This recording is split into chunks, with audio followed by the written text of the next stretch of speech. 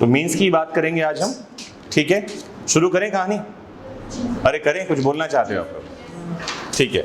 तो मीन्स की तैयारी किसको करनी चाहिए, मैं बात वहाँ से शुरू कर दूँ। उसका रीज़न है कि बहुत सारे लोग ऐसे हैं जो अभी प्री के रिजल्ट का वेट कर रहे हैं।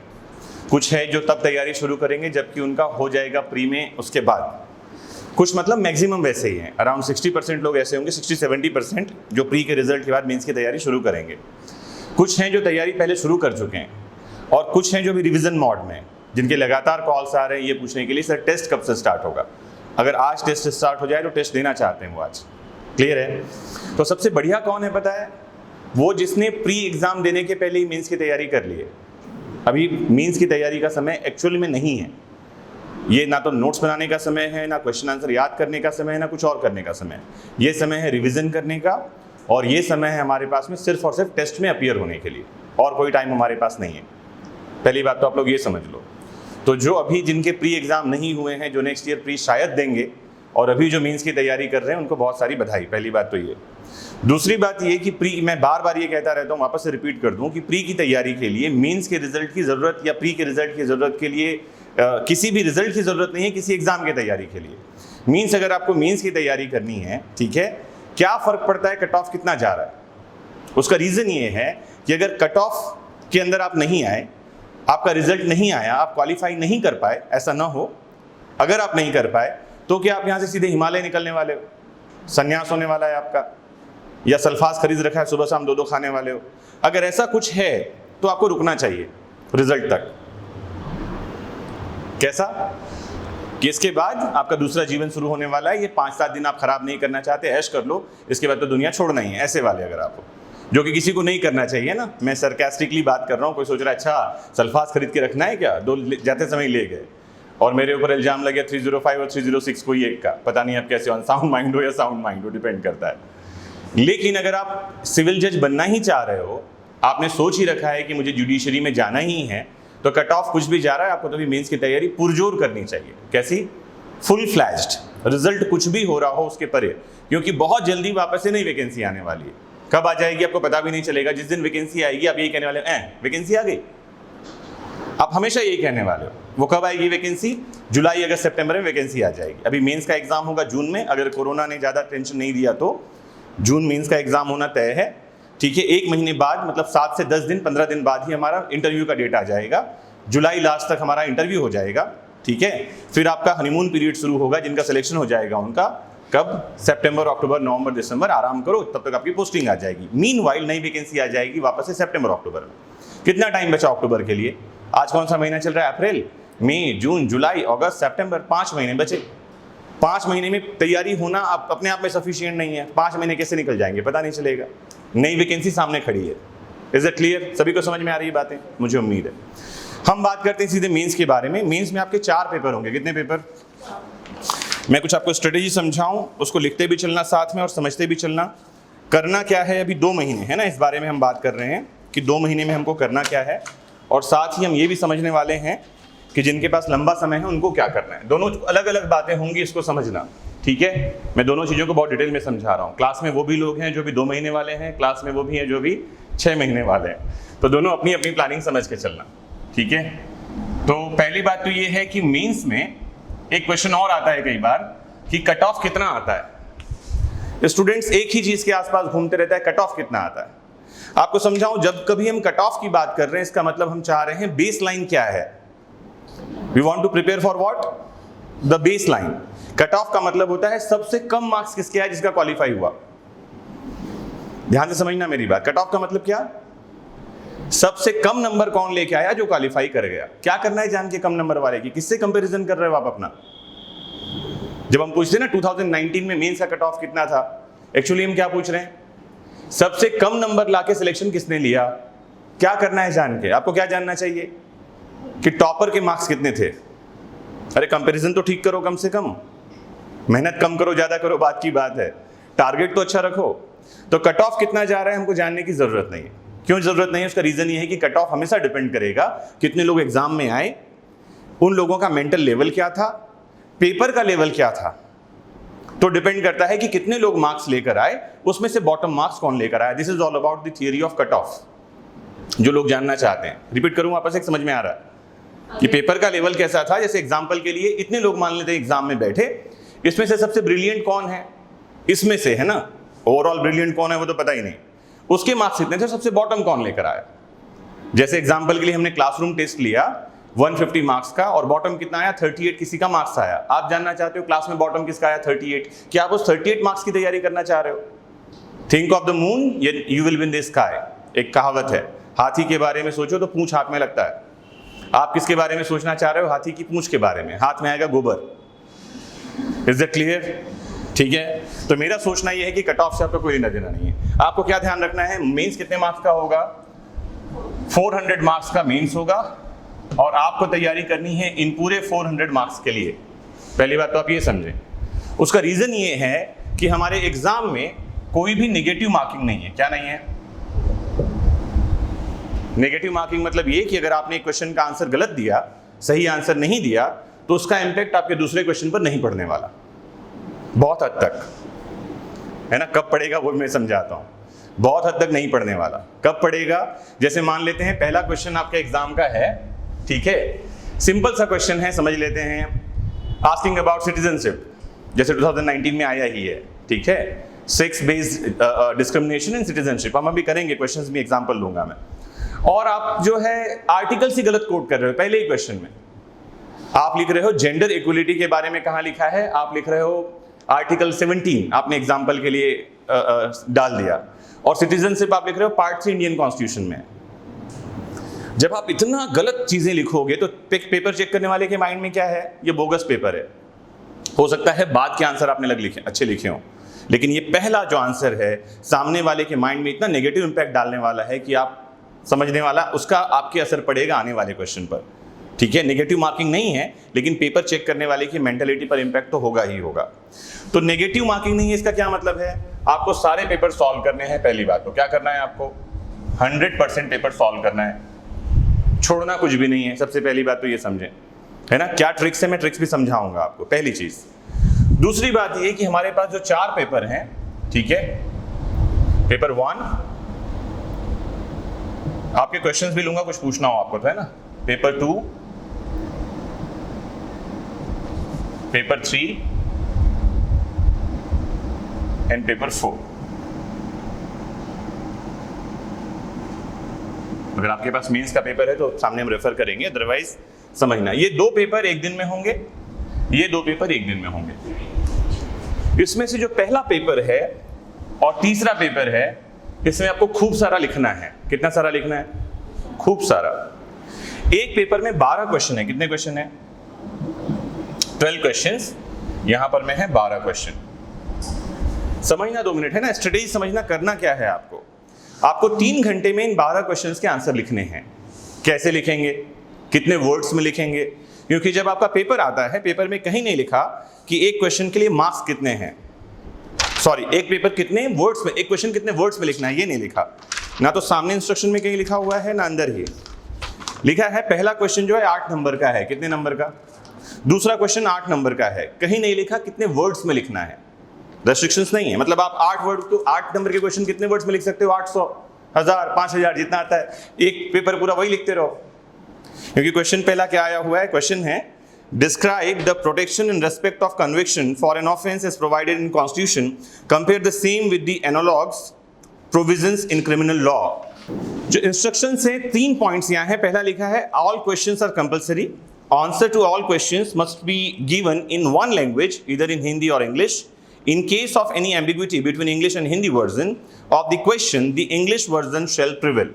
यही प्री के एग्जाम में भी कहानी थी, जिसमें कि एक क्वेश्चन गलत हो गया लोगों का, क्योंकि ट्रांसलेशन ही खराब किया था हाई कोर्ट ने। श्री वहां से शुरू किया, ईश्वर का नाम लेकर के, प्रोहिबिटेड है, आपका पेपर चेक नहीं होगा। ऐसे मेरे पास कई सारे नाम हैं जिनके पेपर चेक ही नहीं हुए, रिजल्ट होल्ड कर दिया जाता है।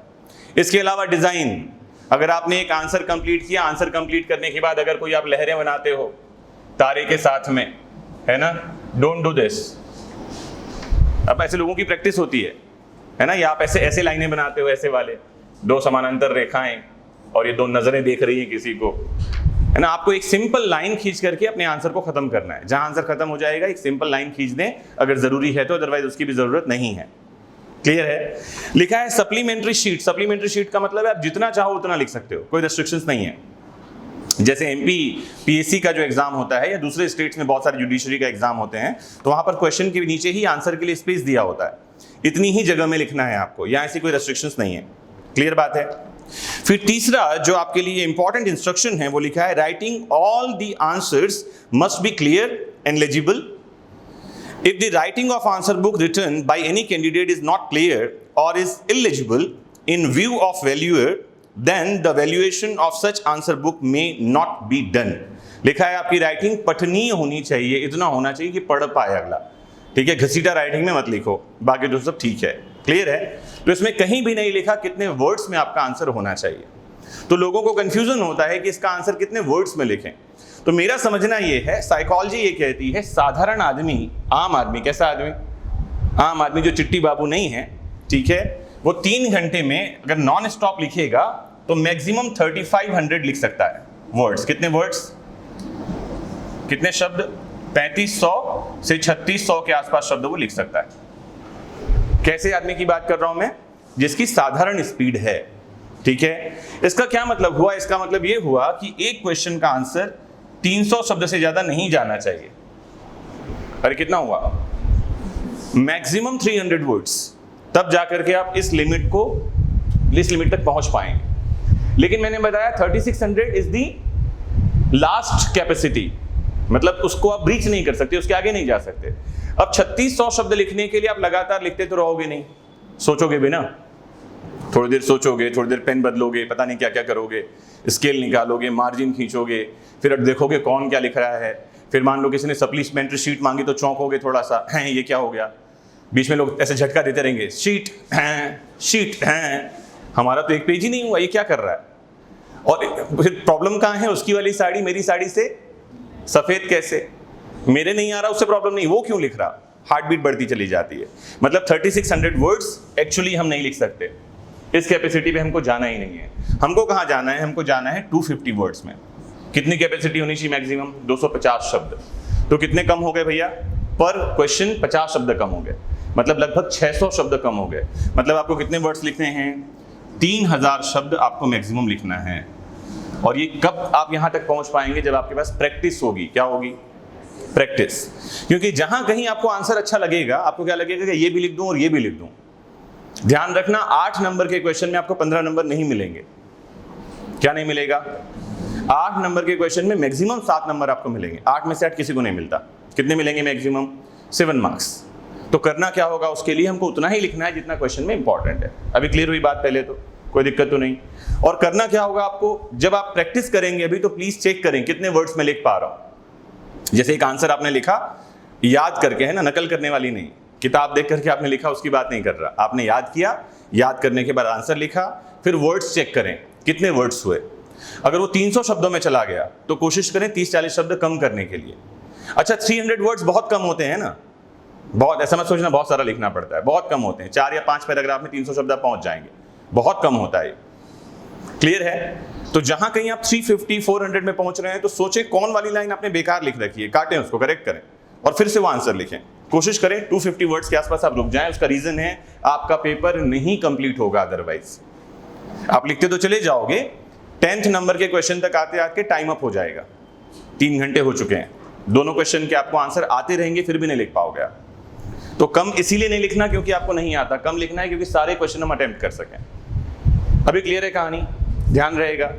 ये मत सोचना इसमें तो आंसर ही नहीं कंप्लीट हो रहा। कैसे आंसर कंप्लीट होगा? जो केस लॉज हैं वो केस लॉज आपको सिर्फ मेंशन करना है, the blah blah case is related to this particular topic, that's it. नहीं लिखना उसके इंग्रेडिएंट कि हुआ क्या था, मनेका गांधी कहाँ जा रही थी, पासपोर्ट किससे बनवाया, कौन सी कंट्री की विजिट पे जा रही थी, कौन सा होटल बुक करवाए थे, जरूरत ही नहीं है। अगर लिखना ही है finding if the question is the part of the particular what facts are the part of the question, तो आपको उन फैक्ट्स को मेंशन करना है। और if the finding is the part of the question, जैसे क्वेश्चन आया हुआ है, मैं बताऊं आपको,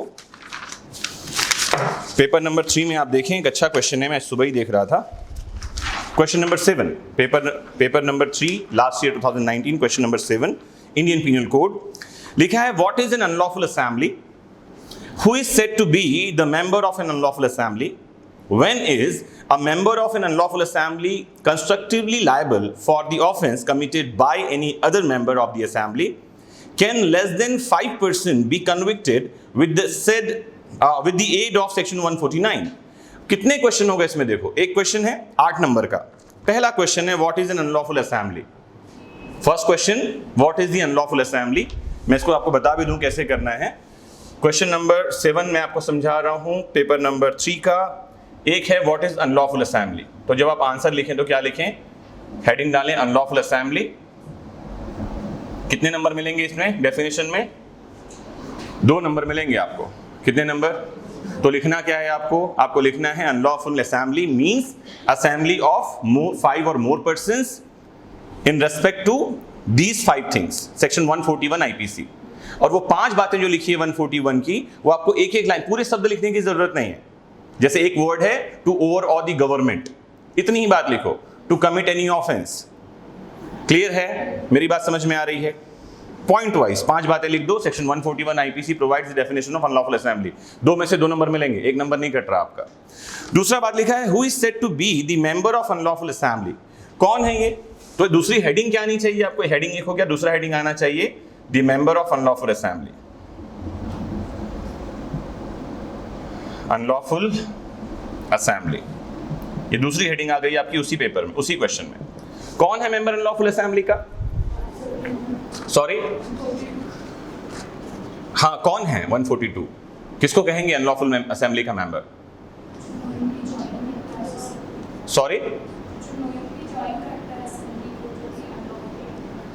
इतनी सी बात है, पर्सन हु जिसके पास जानकारी है कि for what purpose the assembly the people are assembled, they must have a common object. Word 49 क्या कह रहा है? उनके पास एक कॉमन ऑब्जेक्ट होना चाहिए। 2 लाइन में मेंबर ऑफ अनलॉफुल असेंबली की बात करेंगे। आप इसमें 142 कोट कर सकते हो, 144 कोट कर सकते हो, 145 कोट कर सकते हो कि डिस्पर्स करने के लिए ऑर्डर हो गया, उसके बाद भी ज्वाइन करता है, वो भी मेंबर ऑफ अनलॉफुल असेंबली है। ठीक है, आप 3 सेक्शंस कोट कर सकते हो, सेक्शंस कोट करना चाहें तो। 2 में से 2 नंबर मिलेंगे, एक भी नहीं कट रहा। हमारे पास टाइम ही नहीं है, क्योंकि हमारे एक क्वेश्चन में 4 क्वेश्चन है, समझना।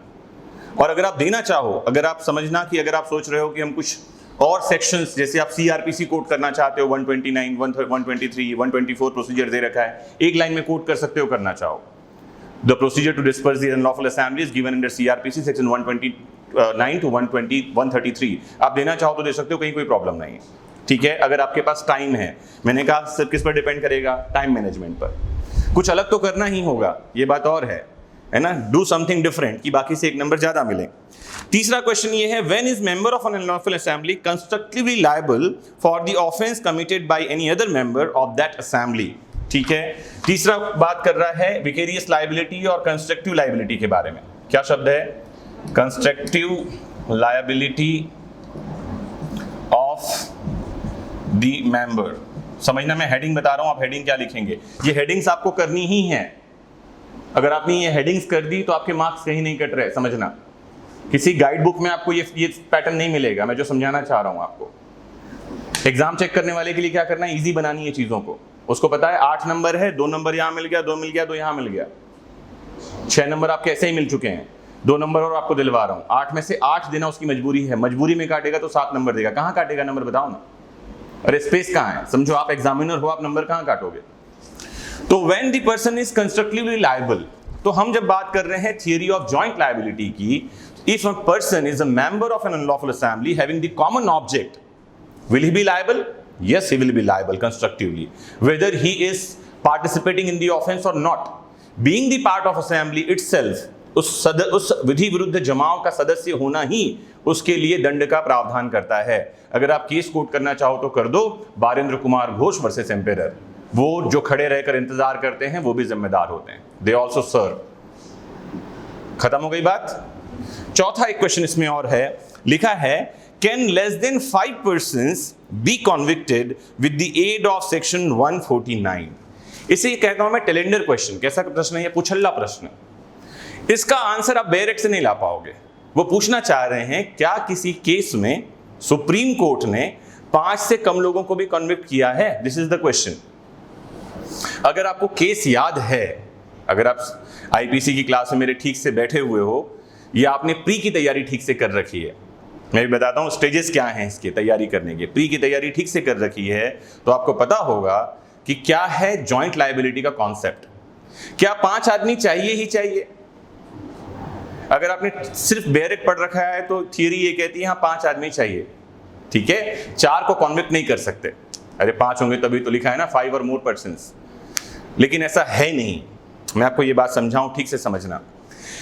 समझ लो ऐसा हुआ कि पुलिस को रिपोर्ट मिली, रिपोर्ट ये मिली कि 10 लोग भंवरकुआं चौराहे पर खड़े हैं और वो कोई प्रोटेस्ट करने वाले हैं टू ओवरऑ द स्टेट गवर्नमेंट।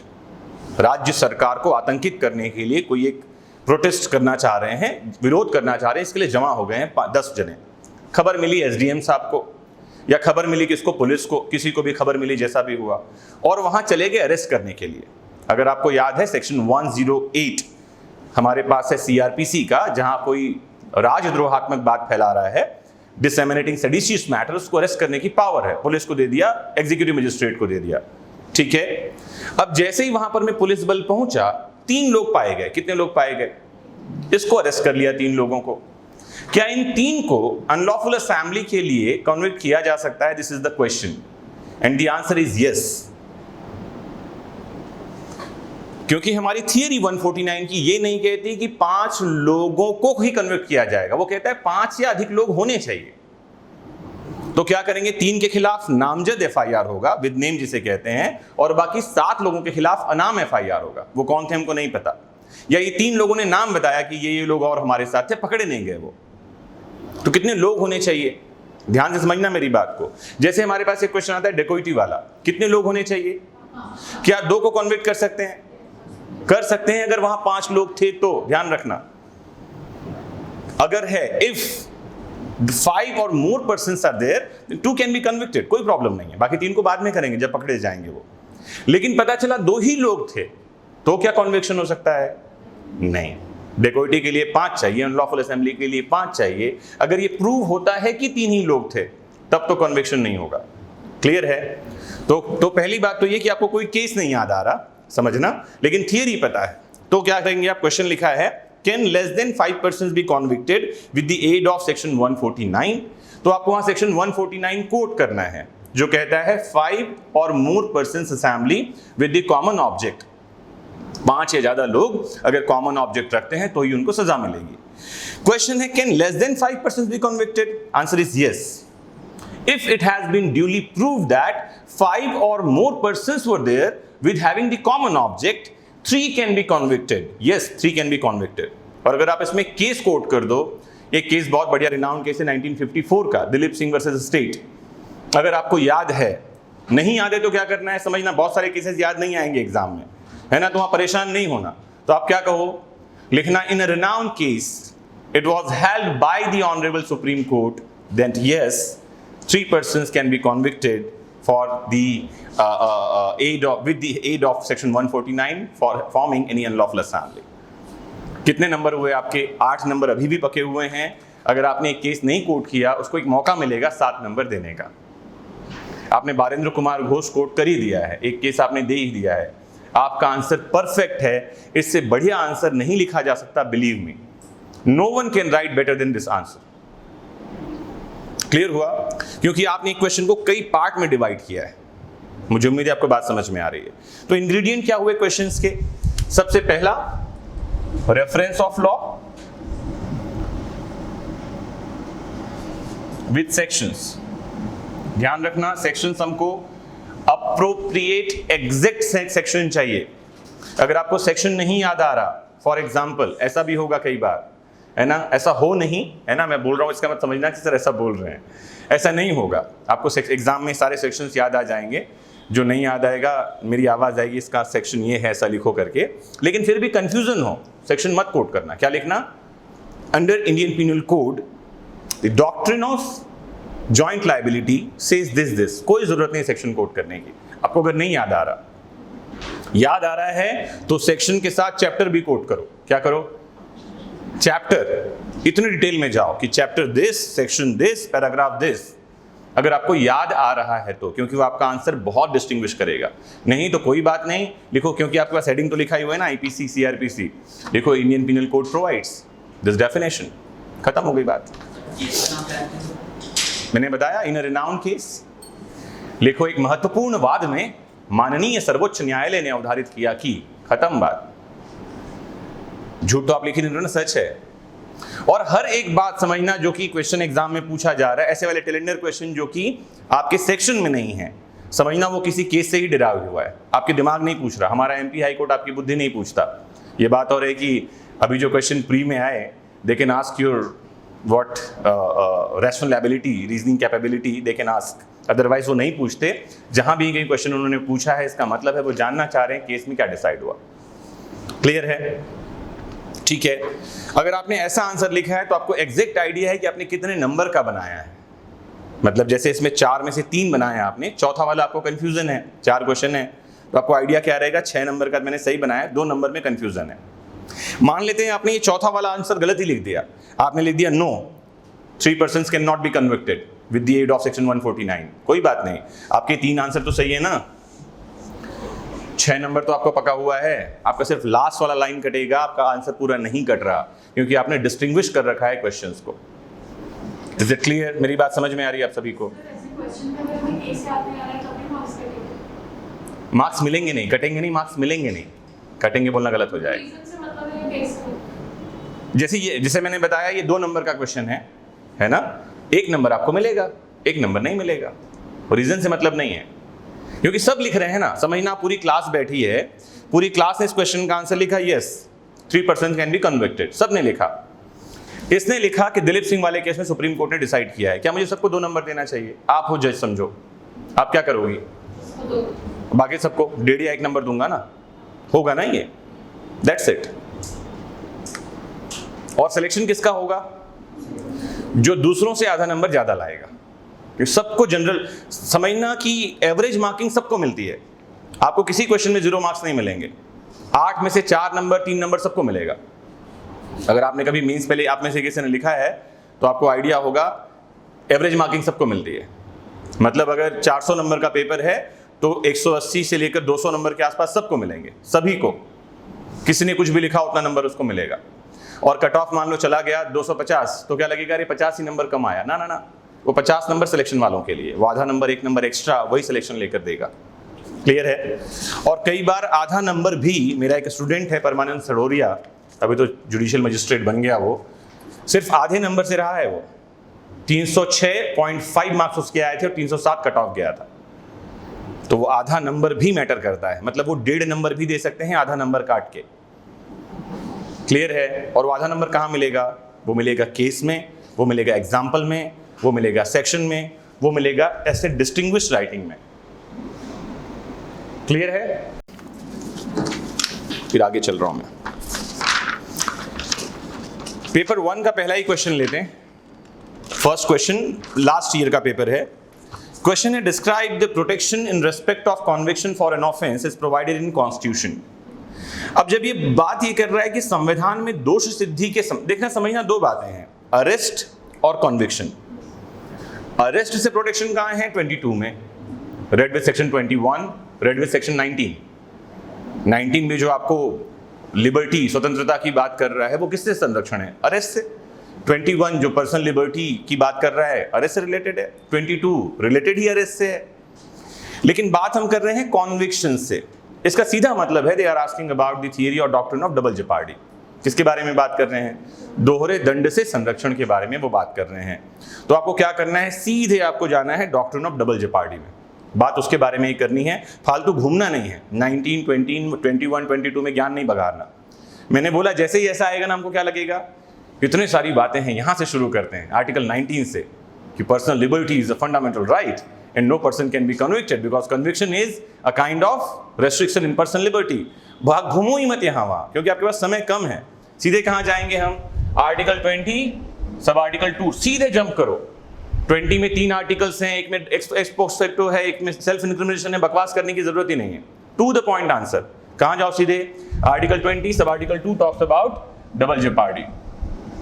अब ये डबल, अच्छा एक चीज और, हमको अगर आंसर नहीं याद आ रहा टू द पॉइंट कि ये क्या पूछना चाह रहा है, तो कुछ तो लिखो ही। तो 19 से शुरू करो, 21 में घूमो तब तो करो, 14 की बात करो तब तो घूमो, ठीक है, लेकिन कब घूमो? लास्ट में घूमना। हमारे पास समय कम है अभी, ध्यान से समझना। जब हम क्वेश्चन आंसर सॉल्व करते हैं, एक बात मैं और बता दूं, आपको question answers number wise solve करने चाहिए।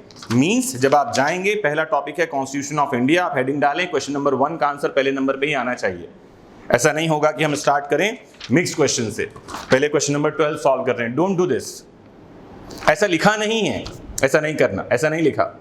हाँ, ऐसा लिखा नहीं है यहां पर में कि आपको क्वेश्चन नंबर से ही सॉल्व करने हैं, नहीं लिखा ऐसा। तो कुछ बुद्धिमान ये कहते हैं शुरुआत वहां से करनी चाहिए जहां से आपको आता है। ऐसा नहीं करना। मैंने बोल रखा है, बार बार मैं ये बात कह रहा हूं आपको, आउट ऑफ एक्सपीरियंस कह रहा हूं, ठीक है। पिछले 10 साल में 5 साल मेरे पढ़ाए स्टूडेंट टॉपर्स हैं, ठीक है, और लास्ट वाले रिजल्ट में तो टॉप 10 में से 6 मेरे टॉपर्स बच्चे हैं। तो सिलेक्शन की बात नहीं कर रहा मैं, मैक्सिमम मार्क्स की बात कर रहा हूं, कट ऑफ की बात मैं कर ही नहीं रहा। आउट ऑफ एक्सपीरियंस करना क्या है, आपको पहले क्वेश्चंस का आंसर पहले नंबर पे लिखना है। उसका रीजन है to make the answer sheet easier for the examiner. उसको ढूंढना नहीं पड़ना चाहिए क्वेश्चन कौन से क्वेश्चन का आंसर लिखा है। तो क्या करना है, पहले क्वेश्चन का आंसर पहले नंबर पे लिखना है। लेकिन अगर आपको कहीं डाउट है, यार इसका आंसर मुझे ठीक से नहीं आ रहा, अगर ऐसा है, ध्यान से समझना, मैं काम की बातें बता रहा हूं, तो उसके लिए जगह छोड़ दो। क्वेश्चन डालो, ये डालो, जगह छोड़ दो। लास्ट में उसमें लिखना ही है, खाली नहीं छोड़ना पेपर, है ना। आप खाली नहीं छोड़ सकते पेपर, ध्यान रखना। जगह छोड़ दो, सेकंड नंबर पे आ जाओ। आपको आता वैसे भी नहीं है, कम जगह छोड़ो, 200-250 शब्द के लिए 200-250 शब्द लिख करके निकल आना। बकवास नहीं करना, काम की बातें लिखना। तो पहला नंबर का क्वेश्चन पहली जगह, सेकंड क्वेश्चन सेकंड जगह, थर्ड की जगह पर, फोर्थ की जगह पर, इसी नंबर से होना चाहिए। और कोई क्वेश्चन आप नहीं ही सॉल्व कर पाओगे, आपको लगता है मैं इसमें कुछ भी नहीं लिख पाऊंगा, तो छोड़ दो उस क्वेश्चन को, जगह भी मत छोड़ो, क्वेश्चन छोड़ दो, अगले क्वेश्चन पे आ जाओ। तो फर्स्ट के बाद थर्ड आ जाएगा, सेकंड नहीं आएगा। और लास्ट में अगर याद आ गया तो सेकंड लिख लो। समझना ध्यान से मेरी बात को। कोशिश क्या करनी है, 1 के बाद 2, 2 के बाद 3, 3 के बाद 4, 4 के बाद 5, ऐसे ही आंसर लिखना है, आगे पीछे मिक्स नहीं करना है उसे, ध्यान रहेगा। अब पहला क्वेश्चन हमारे पास क्या था, describe the protection in respect of conviction for an offence as provided in constitution. एक क्वेश्चन। दूसरा क्वेश्चन है इसमें, compare the same with the analogous provisions in criminal law. एक में 2 क्वेश्चन हैं, मतलब 8 नंबर का क्वेश्चन कितने कितने नंबर का हुआ, 4-4 नंबर का 2 क्वेश्चन हो गया, ठीक है। ध्यान से समझ में आ रही है बात। तो पहला प्रोविजन कहां से मिला हमें, आर्टिकल 20 सब आर्टिकल 2 से। डॉक्ट्रिन क्या है, थ्योरी क्या है, डबल जेपार्डी के लिए केसेस कम से कम 1 या 2 केस आपको याद होने चाहिए, बिना उसके काम नहीं चलेगा, नहीं तो आपको 4 में से 2 नंबर मिलेंगे, एवरेज मार्क्स कितने। दूसरा प्रोविजन कहां से आएगा, सेक्शन 300 से। कहां से, CRPC सेक्शन 300। हम बात कर रहे हैं प्रोटेक्शन अगेंस्ट कॉन्विक्शन, दोष सिद्धि से संरक्षण, किसके बारे में बात कर रहे हैं हम, ठीक है। और कहां से प्रोविजन आएगा, अरे बोलो, section 60 evidence, autrefois convict, autrefois acquit, कि पहले एक बार कन्विक्शन हो चुका है तो दोबारा कन्विक्शन नहीं होगा, ट्रायल ही नहीं चलेगा। Is that clear. 3 प्रोविजंस हमको कोट करने हैं, ठीक है। 3 प्रोविजंस के लिए मान लेते हैं आपको कितने नंबर मिलेंगे, 5 नंबर। 3 नंबर के लिए क्या चाहिए आपको, एग्जाम्पल, इलस्ट्रेशन, केस लॉज। क्या चाहिए, एग्जाम्पल। सेक्शन 300 में 2 एग्जाम्पल्स हैं, कोट कर दो सेक्शन 300 की 2 इलस्ट्रेशन है, तो बहुत बढ़िया।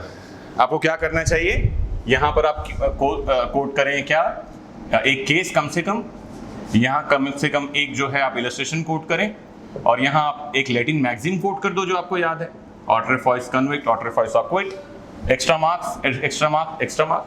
जैसा हमने शुरू में बताया कि जब हम एग्जांपल दे रहे हैं तो हमें किसी का नाम नहीं यूज करना है, ए बी या सी हमेशा ही। तो जब हम किसी केस के रिगार्ड में बात कर रहे हैं तो वहां तो नाम देना पड़ेगा ना, वहां तो नहीं, इसमें डिटेल दो ही मत, हमारे पास टाइम ही नहीं है।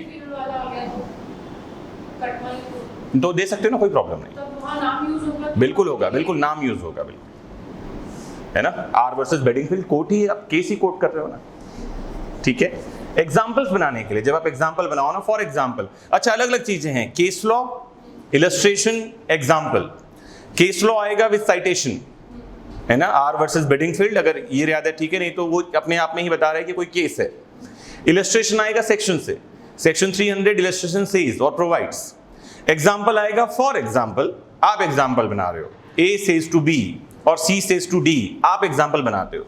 Example is always created by you. Example कहां काम में आएगा? जहां आपको इलस्ट्रेशन याद ही नहीं आ रहा, जहां आपको केस याद ही नहीं आ रहा, लेकिन थोड़ी मोड़ी बात दिमाग में है, तो आप लिखें फॉर एग्जाम्पल, उदाहरण के लिए अगर ये ऐसा करे। जैसे एग्जाम्पल के लिए मैं बताऊं आपको, डबल जेओपार्डी आपको पता है कि एक अपराध के लिए दोबारा सजा नहीं मिलेगी। आपको इलस्ट्रेशन भी नहीं याद आ रहा, आपको केस लॉ भी याद नहीं आ रहा, तो आप क्या लिखें? उदाहरण के लिए क नाम के आदमी पर ख नाम के आदमी की हत्या का आरोप लगाया गया और दोषसिद्धि हो गई। अब उसी मामले पर, उन्हीं तथ्यों पर वापस से ना तो मामला चलेगा ना सजा मिलेगी। एग्जाम्पल हो गया। Is it clear? बात समझ में आ रही सभी को? तो ये एक्स्ट्रा मार्क्स कहां से मिलेंगे? केस, इलस्ट्रेशन, एग्जाम्पल, ध्यान रखना हमेशा ही जरूरत है इसकी। Is it clear? मुझे उम्मीद है कि आपको बात समझ में आ रही है। अब एक वर्ड यहां पर मैं लिखा है और देखना क्वेश्चन में। अच्छा, आपको क्वेश्चन तो सारी बातें समझनी है, क्वेश्चन में क्या पूछ रहा है? लिखा है यहां पर में compare the provision with CrPC. What is the comparison? अब तुलना करना है इसमें, तो एक हेडिंग कहीं से कहीं तक आना चाहिए, comparison between the two provisions. कहां? Section 20 subsection 2 and CrPC 300। Section 20 article 20 sub article 2 ये कह रहा है कि एक ही ऑफेंस के लिए हमारे पास एक लैटिन मैक्सिम यहां पर आता है, क्या? नेमो डेबेट डिस वेक्सारी, दोहरे खतरे से संरक्षण, डबल डेंजर। एक आदमी को सेम एक्ट के लिए दो बार डेंजर में नहीं डाला जाएगा, वो ये कहता है। आपने वो मेंशन कर दिया। सीआरपीसी का 300 कर रहा है कि डाला जा सकता है। उसमें एक इलस्ट्रेशन आता है जहां ए नाम के आदमी को बी नाम के आदमी को चोट पहुंचाने के लिए, ग्रीवियस हर्ट के लिए कन्विक्ट किया गया। काहे के लिए? गंभीर चोट पहुंचाने के लिए। सजा हो गई, बाद में उसी चोट से वो आदमी मर गया 1 साल बाद। That wound cause the death of the person. क्या उसके अगेंस्ट कल्पेबल होमिसाइड के लिए मामला चलाया जाएगा? अगर हम आर्टिकल 20 सब आर्टिकल 2 सिर्फ पढ़ रहे हैं तो हमको लगता है नहीं चलाया जाएगा, लेकिन सेक्शन 300 एक्सप्लेनेशन ये कहता है कि हाँ, मामला चलाया जा सकता है, क्योंकि फैक्ट्स बदल गए। पर्सन्स तो सेम है, फैक्ट्स बदल गए, चलाया जा सकता है। This must be the comparison in 2 lines और 3 लाइन्स। ये आपके आंसर को और अलग करेगा बाकी लोगों से। और अगर आप कोई सॉल्व पेपर या कोई गाइड यूज कर रहे हैं तो जरूर देखना उसमें से कंपैरिजन नहीं लिखा होगा। ये आपके, क्योंकि वो हर कोई पढ़ रहा है। गाइड कौन पढ़ रहा है? जिसने भी प्री एग्जाम दे दिया उसने वो गाइड खरीद रखी है। आपका आंसर कैसा होना चाहिए? एक कदम उससे अलग होना चाहिए। मुझे उम्मीद है आप लोग मेरी बात समझ रहे हैं। क्लियर हुआ? कोई दिक्कत तो नहीं? पेपर 1 पेपर 3 दोनों में 12-12 क्वेश्चन आएंगे और दोनों में आपको सेम स्ट्रेटेजी अपनानी है। Maximum 3000 words. अगर आपकी स्पीड बहुत अच्छी है तो भी आपको 3000 वर्ड से ऊपर नहीं निकलना। अगर आपकी राइटिंग बहुत अच्छी है, स्पीड बहुत अच्छी है, तो उसको और अच्छा बनाइए। ठीक है? समय बचेगा तो हमको क्या करना है? जहां हम केस लॉज हमने लिखा, उन केस लॉज को अंडरलाइन करिए। जहां आपने सेक्शन लिखा, सेक्शंस को अंडरलाइन करिए या उसको ब्रैकेट में डालिए। क्या करिए? जैसे ये केस है, ये सेक्शन है, उनको। एक बात और, पेन एक ही यूज करना। कुछ लोग 2 पेन यूज करते हैं, काला और नीला। काले से अंडरलाइन करेंगे, नीले से ये करेंगे। हमारे पास टाइम नहीं है कि आप पेन बदलते रहो बैठकर वहां पर। में आपको सीधे लिखना शुरू करना है। मार्जिन आपके पास टाइम, अच्छा मार्जिन शुरू में बना लो ना, जब आपको टाइम मिलेगा, OMR मिलेगा, जब एग्जामिनर टाइम पास कर रहे होंगे वहां पर में, उस समय सब बना लो। लिखना शुरू करने के बाद आपके पास टाइम नहीं है। आपका दिमाग और पेन 2 चीजें लगातार चलती रहनी चाहिए। क्लियर है? तो पेन चेंज मत करना, लेकिन क्या करना, अगर आपके पास लास्ट में 15 मिनट का समय बच गया है तो वापस से एक बार सेक्शंस को और केसेस को अंडरलाइन कर लेना, ताकि पढ़ने वाले को ईजी हो जाए। 3000 शब्द मैक्सिमम है, उसके ऊपर हमको नहीं जाना। चलूं आगे। मेरा समझना यह है कि आपको लेफ्ट मार्जिन रखना चाहिए, राइट मार्जिन खींचना नहीं चाहिए, वो बाय डिफॉल्ट होना चाहिए। क्लियर है ना? कुछ लोग ऐसा करते हैं LLB वाले स्टाइल में, ऐसे करके यहां पर में लिखते हैं। ऐसा मत करो, ये वाला मार्जिन रखो और ये मार्जिन में बाय डिफॉल्ट एक लाइन के आगे मत जाओ, है ना? लेकिन ऐसा नहीं करना, पूरा आधा पेपर मत छोड़ देना। हमको सप्लीमेंट्री नहीं भरना, शीट्स नहीं भरने। बिलीव मी, हमको शीट्स नहीं भरना है। शीट्स के मार्क्स नहीं मिलेंगे इस वाले एग्जाम में। LLB में मिलते रहे हैं, LLM में भी मिलते हैं, इवन मुझे PhD में भी मिला। अभी PhD का मेरा एग्जाम था, अभी रिजल्ट आया आपकी क्लास में आने के पहले, और मुझे पता चला I am the second scorer highest. First कोई और अच्छा ही हुआ नहीं हुआ फर्स्ट, उसका रीजन था कि बिना ही पढ़े चला गया था। हाँ, तो लेकिन कहानी किस बात के नंबर मिले पता है? मैं एग्जामिनर की कैपेसिटी पर कंप्लेंट नहीं कर रहा, नंबर मिले शीट्स भरने के लिए, खूब सारी सप्लीमेंट्री, सब शौक ही हो रहे थे, सीट्स, पता नहीं क्या लिख रहा था। करना ही नहीं है यहाँ, ये नंबर इस बात के मिलेंगे, सिर्फ कंटेंट का मार्क्स मिलेगा, ध्यान रखना बार बार। और आपको एक जानकारी और दे दूं, पेपर आपके 2 बार चेक होते हैं, डबल चेकिंग होती है। डबल चेकिंग का मतलब ये है कि पहली बार मार्क्स मिल गए, मार्क्स साहब ने दे दिए, दूसरा वाला काट देगा। ऐसा हुआ है, मेरे स्टूडेंट का हुआ है कि पहले बार में मार्क्स ज़्यादा हैं, दूसरी बार में मार्क्स काट के करेक्ट किए गए। काट के करेक्ट करने का क्या मतलब है, सेकंड बार में मार्क्स कम हो गए। तो करना क्या है, कंटेंट देना है, बकवास नहीं देना है। आप कुछ बोल रही हो? हाँ लिख दो ना, under IPC it is provided, under Indian penal Code 1860 पूरा नाम लिख दो, सेक्शन नहीं याद आ रहा। हाँ, अंदर का कंटेंट लिखने की जरूरत ही नहीं है। अगर किसी ने आपको ये कहा है कि आपको वर्ड टू वर्ड बैरेक लिखना है तो गलत जानकारी है, नहीं लिखना वर्ड टू वर्ड बैरेक। किसको याद होता है, किसी को नहीं याद होता। क्लॉज अगर आप मेंशन कर रहे हो, जैसे एग्जांपल के लिए अगर आप लिखना चाहते हो आर्टिकल 20 सब आर्टिकल 2, अगर आपको याद है तो प्लीज लिखिए, अदरवाइज लिखिए under article 2 doctrine of double jeopardy is provided. ठीक है, गलत नहीं लिखना, बार बार मैं ये कह रहा हूं, उसके ज्यादा अच्छा है मत लिखो। अच्छा सर, किसी सेक्शन में एक्सप्लेनेशन और प्रोवाइडर वगैरह में रहता है। हाँ, अगर आपको याद है तो, अगर क्वेश्चन में आया है और अगर याद है तो जरूरत है, क्यों नहीं जरूरत नहीं, बिल्कुल जरूरत है। अगर आपको याद है और पूछा गया है, मैंने बताया आप जहां तक जाना चाहें जाएं। अगर आपको याद है article 20 sub article 2 paragraph 2 proviso 1 says that, लिखो ना, आपका आंसर सबसे अलग हो रहा है। गलत मत लिखना, उसकी जगह क्या लिख सकते हो, ये भी सही है आंसर कि आप लिखें कि article 20 provides doctrine of double jeopardy. आपके एक नंबर नहीं कट रहा आपका, अगर आपने कंटेंट ठीक दे दिया है, केस लॉ दे दिया है, चीजें दे दी हैं, ठीक है। सिर्फ एक सब आर्टिकल 2 नहीं लिखने के लिए कोई प्रॉब्लम नहीं है, लेकिन बेटर ये है कि आप वो भी लिखें, स्पेसिफिक होगा आपका आंसर, बहुत अच्छा आंसर आपका होगा। ठीक है, तो इसको सिर्फ और सिर्फ एज एन इमरजेंसी टूल याद रखना है कि इन रिनाउंड केस, ऐसी वाली बातों को इमरजेंसी केस में याद रखना है। इसको आदत नहीं बनानी, हैबिट नहीं बनाना है। ठीक है, मुझे उम्मीद है कि ध्यान रहेगा।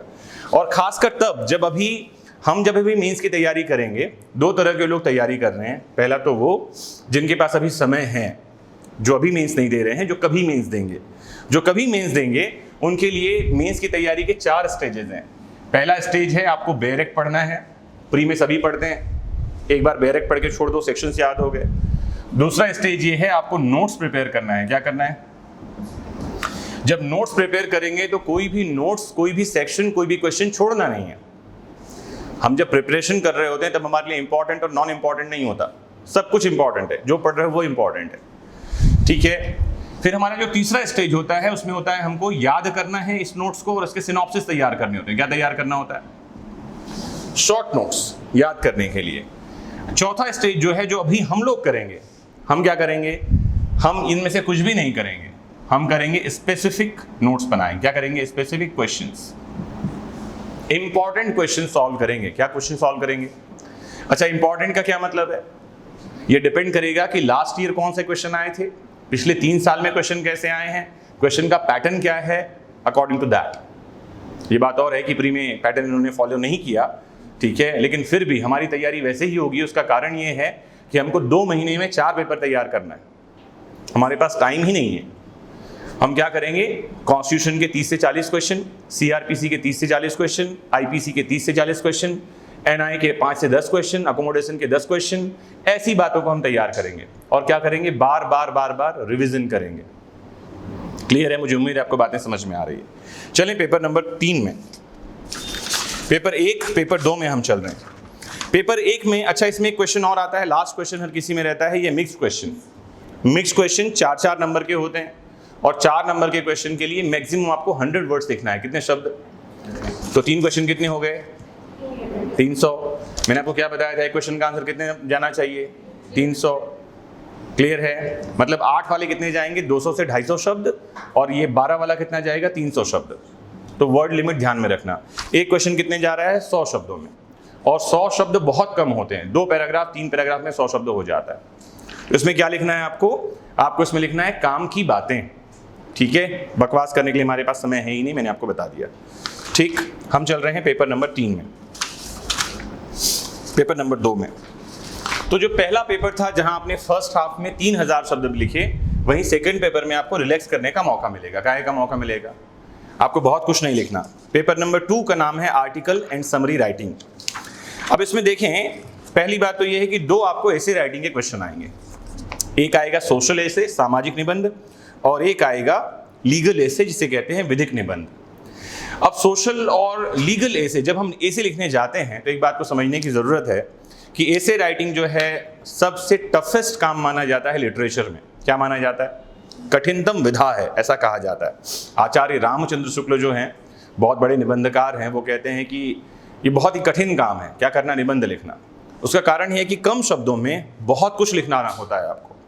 शब्द है, देखो क्या इजी एसे आए हैं बताऊं मैं आपको। एक आया है सोशल नेटवर्किंग साइट्स, व्यक्तिगत अवस्था के लिए अभिशाप।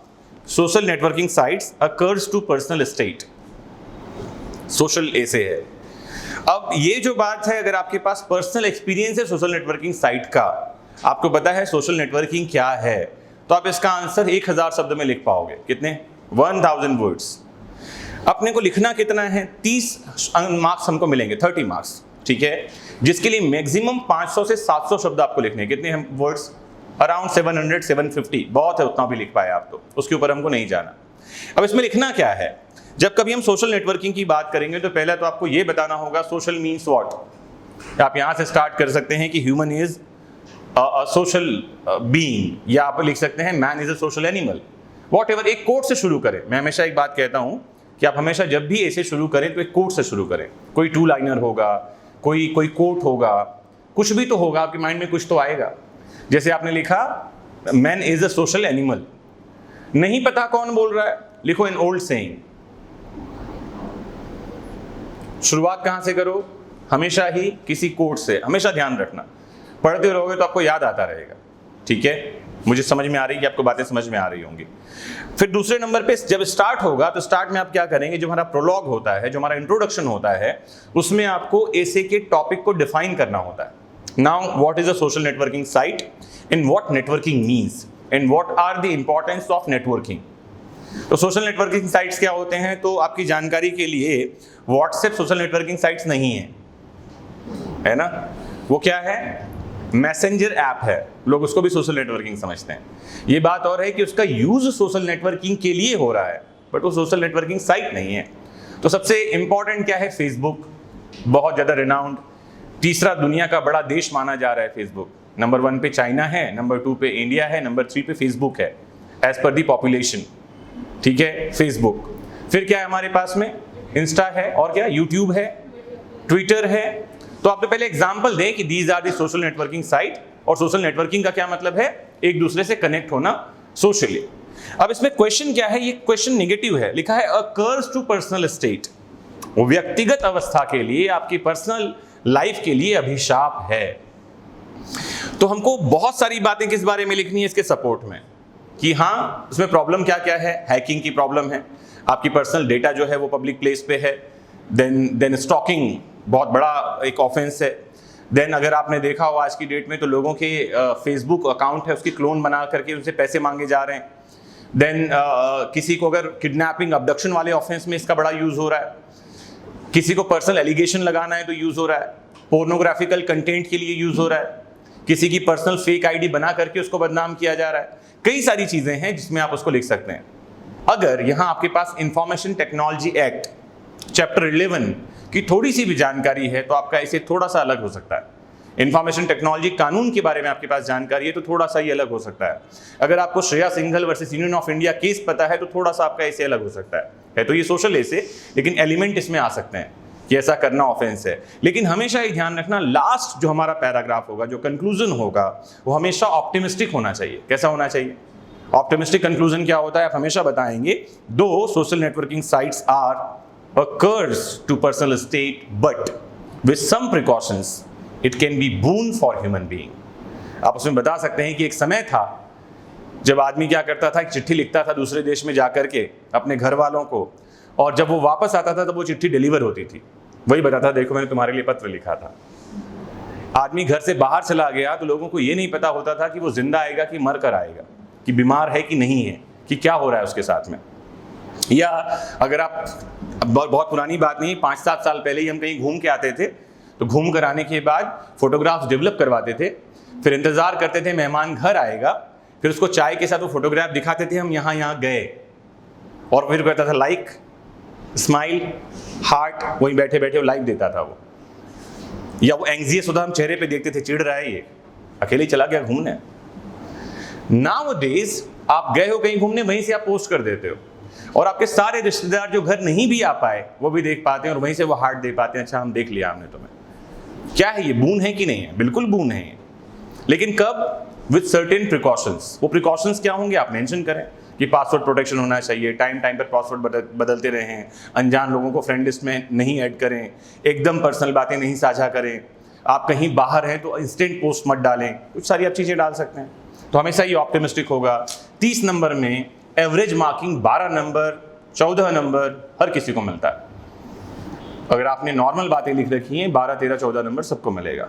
अगर आपने अच्छा लिखा है तो 20 नंबर 22 नंबर 24 नंबर तक मैंने देखे हैं लोगों को मिलते हैं। कितने नंबर तक? 24 मार्क्स तक 5-6 नंबर वो काट देते हैं 30 नंबर में से। ठीक है, कोई दिक्कत तो नहीं है। अब इसमें जब आप ऐसे लिखते हैं तो ऐसे में आपको हेडिंग्स नहीं डालने होते, इंट्रोडक्शन, मेन बॉडी, कंक्लूजन, ये नहीं डालना होता। आप तो सीधा लिखें, लेकिन अपने आप चीज़ें आती जानी चाहिए। क्लियर है, कोई दिक्कत तो नहीं? मुझे उम्मीद है कि आपको बातें समझ में आ रही है। एक अच्छा और ऐसे राइटिंग का टॉपिक था social justice through reservation to economically weaker section.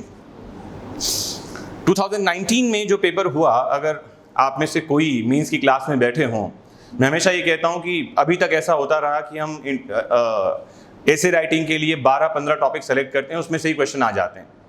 हर बार ऐसा होता रहा, उम्मीद करना इस बार भी ऐसा हो। मैं आपके लिए टॉपिक सेलेक्ट करूँगा और कोशिश करेंगे उसमें से ही क्वेश्चन आ जाएगा। तो हमारे सेलेक्ट किए हुए टॉपिक में से क्वेश्चन है। EWS रिजर्वेशन 10% वाला बड़ी चर्चा में था उस समय, उससे टॉपिक आ गया। अब यहाँ पर दो चीज़ें हैं, सोशल जस्टिस। सोशल जस्टिस है क्या? सोशल जस्टिस की थियरी क्या कहती है? जब हम सोशल जस्टिस की बात करेंगे तो डॉक्टर आम्बेडकर याद आने ही चाहिए। जब हम बात कर रहे हैं वीकर क्लास के बारे में, स्पेशली हम बात कर रहे हैं economically weaker section. Economically weaker section जो है ये पहले ऐड नहीं था। कहाँ नहीं था? हमारे कॉन्स्टिट्यूशन में। किसके लिए हम बात कर रहे थे? Social week. सोशली वीक कौन लोग हैं? SC ST। मंडल कमीशन के बाद किसकी बात आई? OBC। अरे मंडल कमीशन के रिपोर्ट के बाद कौन आ गया? OBC भी आ गया। लेकिन इकोनॉमिकली वीकर सेक्शन की कहानी ये है कि 80% लोग, कितने लोग? भारत में लगभग 80% लोग इकोनॉमिकली वीकर क्लास में आते हैं। उसकी डेफिनेशन क्या है? कौन आएंगे, किसको बेनिफिट मिल रहा है, मिलना चाहिए कि नहीं मिलना चाहिए, आप सारी बातें किसमें करेंगे इसमें। और एक इंपॉर्टेंट केस आपको कोट करना चाहिए इंदिरा साहनी का, जहां ये कह दिया गया था कि 50% से ज़्यादा रिजर्वेशन नहीं होगा। और इकोनॉमिकली वीकर सेक्शन को लाने के बाद आपकी जानकारी के लिए हम क्या लेकर आ गए? 60% रिजर्वेशन हमने कर दिया। कौन सा कॉन्स्टिट्यूशनल अमेंडमेंट था? सारी बातें कहाँ आएंगी? इसमें आएंगी। और अगर आपके पास डेटा हो, अगर आप गूगल कर सकें तो गूगल में आपको डेटा मिल जाएगा। मोनाली बोल दो, बाद में कॉल करती हूँ, क्यों परेशान कर रही हो किसी को? कोई बात नहीं, बोल दो, मत सफाई दो, लिख दो, बाद में कॉल करती हूँ, क्लास में लिख दो। और क्लास में एक बार साइलेंट कर दिया करो, है ना, लोग परेशान ही करते रहते हैं। ठीक है, सेकंड क्वेश्चन देखें लीगल एसे के बारे में। 2 क्वेश्चन आए हैं, दोनों ही बहुत आसान हैं।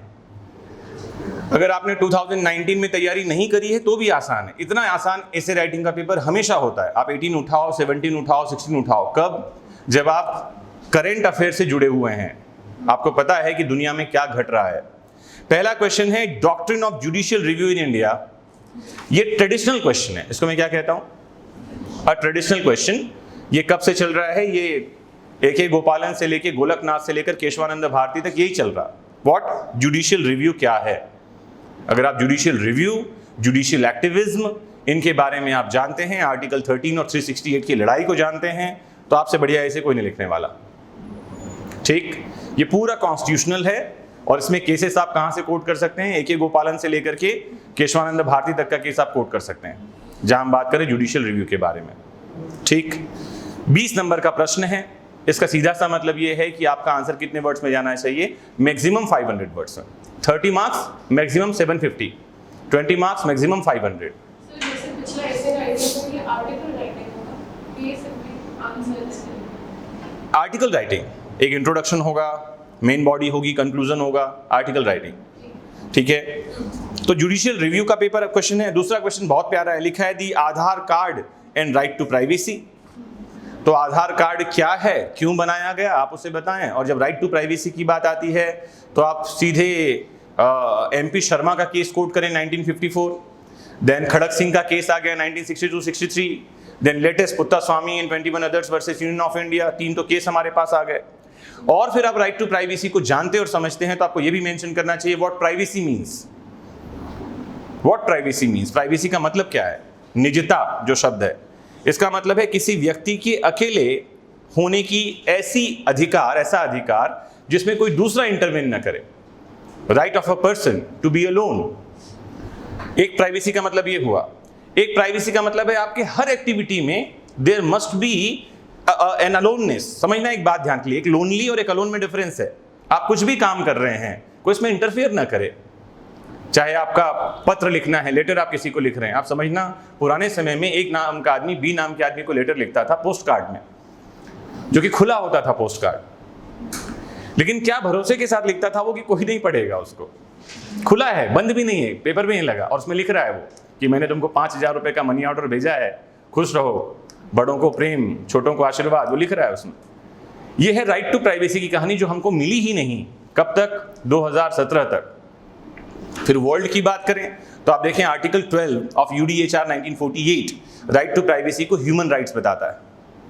आर्टिकल 17 अगर हम बात करें 1966 के सिविल राइट्स कॉन्वेंशन जो UN का था, वहां राइट टू प्राइवेसी को मान्यता दी गई। किस बारे में? As a human rights, as a civil rights, as a political right. अगर आपने इतनी बातें कोट करी हैं, इन बातों को क्या करना है? अंडरलाइन। बाकी तो कहानी आप लिखना सारी। मेन पॉइंट्स क्या हैं? जब मैं सिनॉप्सिस की बात कर रहा हूं, सिनॉप्सिस में ये पॉइंट्स चाहिए, ये पॉइंट्स आपको मार्क्स दिलवाएंगे। तो इंट्रोडक्शन में क्या होगा? जैसे एग्जांपल के लिए मैंने बताया, कहां से स्टार्ट करो? कोर्ट से। कहां से स्टार्ट करो? कुछ भी नहीं याद आ रहा आपको, जैसे मैंने बोला कोर्ट बार बार मैं यूज कर रहा हूं, आपको नहीं याद आ रहा कि प्राइवेसी के बारे में इंटरनेशनल कोर्ट ऑफ जस्टिस ने क्या बोला है, आपको नहीं पता UDHR के आर्टिकल 12 में क्या लिखा हुआ है, आपको ये तो पता है कि सुप्रीम कोर्ट ने आर्टिकल 21 का पार्ट बताया, फंडामेंटल राइट का पार्ट बताया है, इतना तो पता है। तो आप क्या लिखें? Right to privacy is a fundamental right enshrined under Article 21 of Indian Constitution dash Supreme Court of India। अरे बना कोर्ट की नहीं बना? तो ये पहले ही पेपर में जैसे ही आपका आंसर स्टार्ट होगा, मैंने क्या बोला समझ में आया? आपने क्या लिखा कि निजता का अधिकार अनुच्छेद 21 के तहत संरक्षित एक मूल अधिकार है, डैश करके क्या लिखा? सर्वोच्च न्यायालय। और पढ़ने वाला जैसे ही पढ़ेगा उसको क्या पता चलेगा? इसको पता है कि क्या लिखना है, वहां से आपका आंसर हमेशा शुरू होगा। वो जो 2 लाइन है वो हमेशा क्या दिलाती है आपको? एक एज दिलाती है दूसरे के ऊपर। जैसे एक बड़ा अच्छा ट्रेडिशनल टॉपिक है, वो टॉपिक है justice delayed is justice denied, देर से मिला न्याय अन्याय है। तो इस पर मैंने कहीं एक आर्टिकल लिखा था, लोगों ने बड़ा पसंद किया। तो आर्टिकल की शुरुआत ही पूरे आपको मार्क्स दिलवा देती है। उसको मैंने शुरुआत ये लिखी, कहीं अगर आपने पढ़ा उस आर्टिकल को, पेपर में भी पब्लिश हुआ था वो, मैंने उस पर लिखा था कि सुना है कबूतरों को छत बिगाड़ देती है, वो लेकर आएगा। तो कबूतरों को खुली छत बिगाड़ देती है, हवाओं को सोहबत बिगाड़ देती है, और जुर्म करने वाले लोग बुरे नहीं होते, सजा न देकर अदालत बिगाड़ देती है। अरे कहो वाह, हो गया नंबर 20 में से 15 नंबर। क्योंकि जितनी कहानी आप लिखो, बीच में ये 2 लाइन ऊपर के 4 लाइन क्या बता रहे हैं कि आपने कमाल कर दिया। क्लियर है? जैसे दहेज, डाउरी, एक अच्छा समझना, अभी के टॉपिक्स के अलावा ये टॉपिक तो हमेशा ट्रेडिशनल परपेचुअल हैं।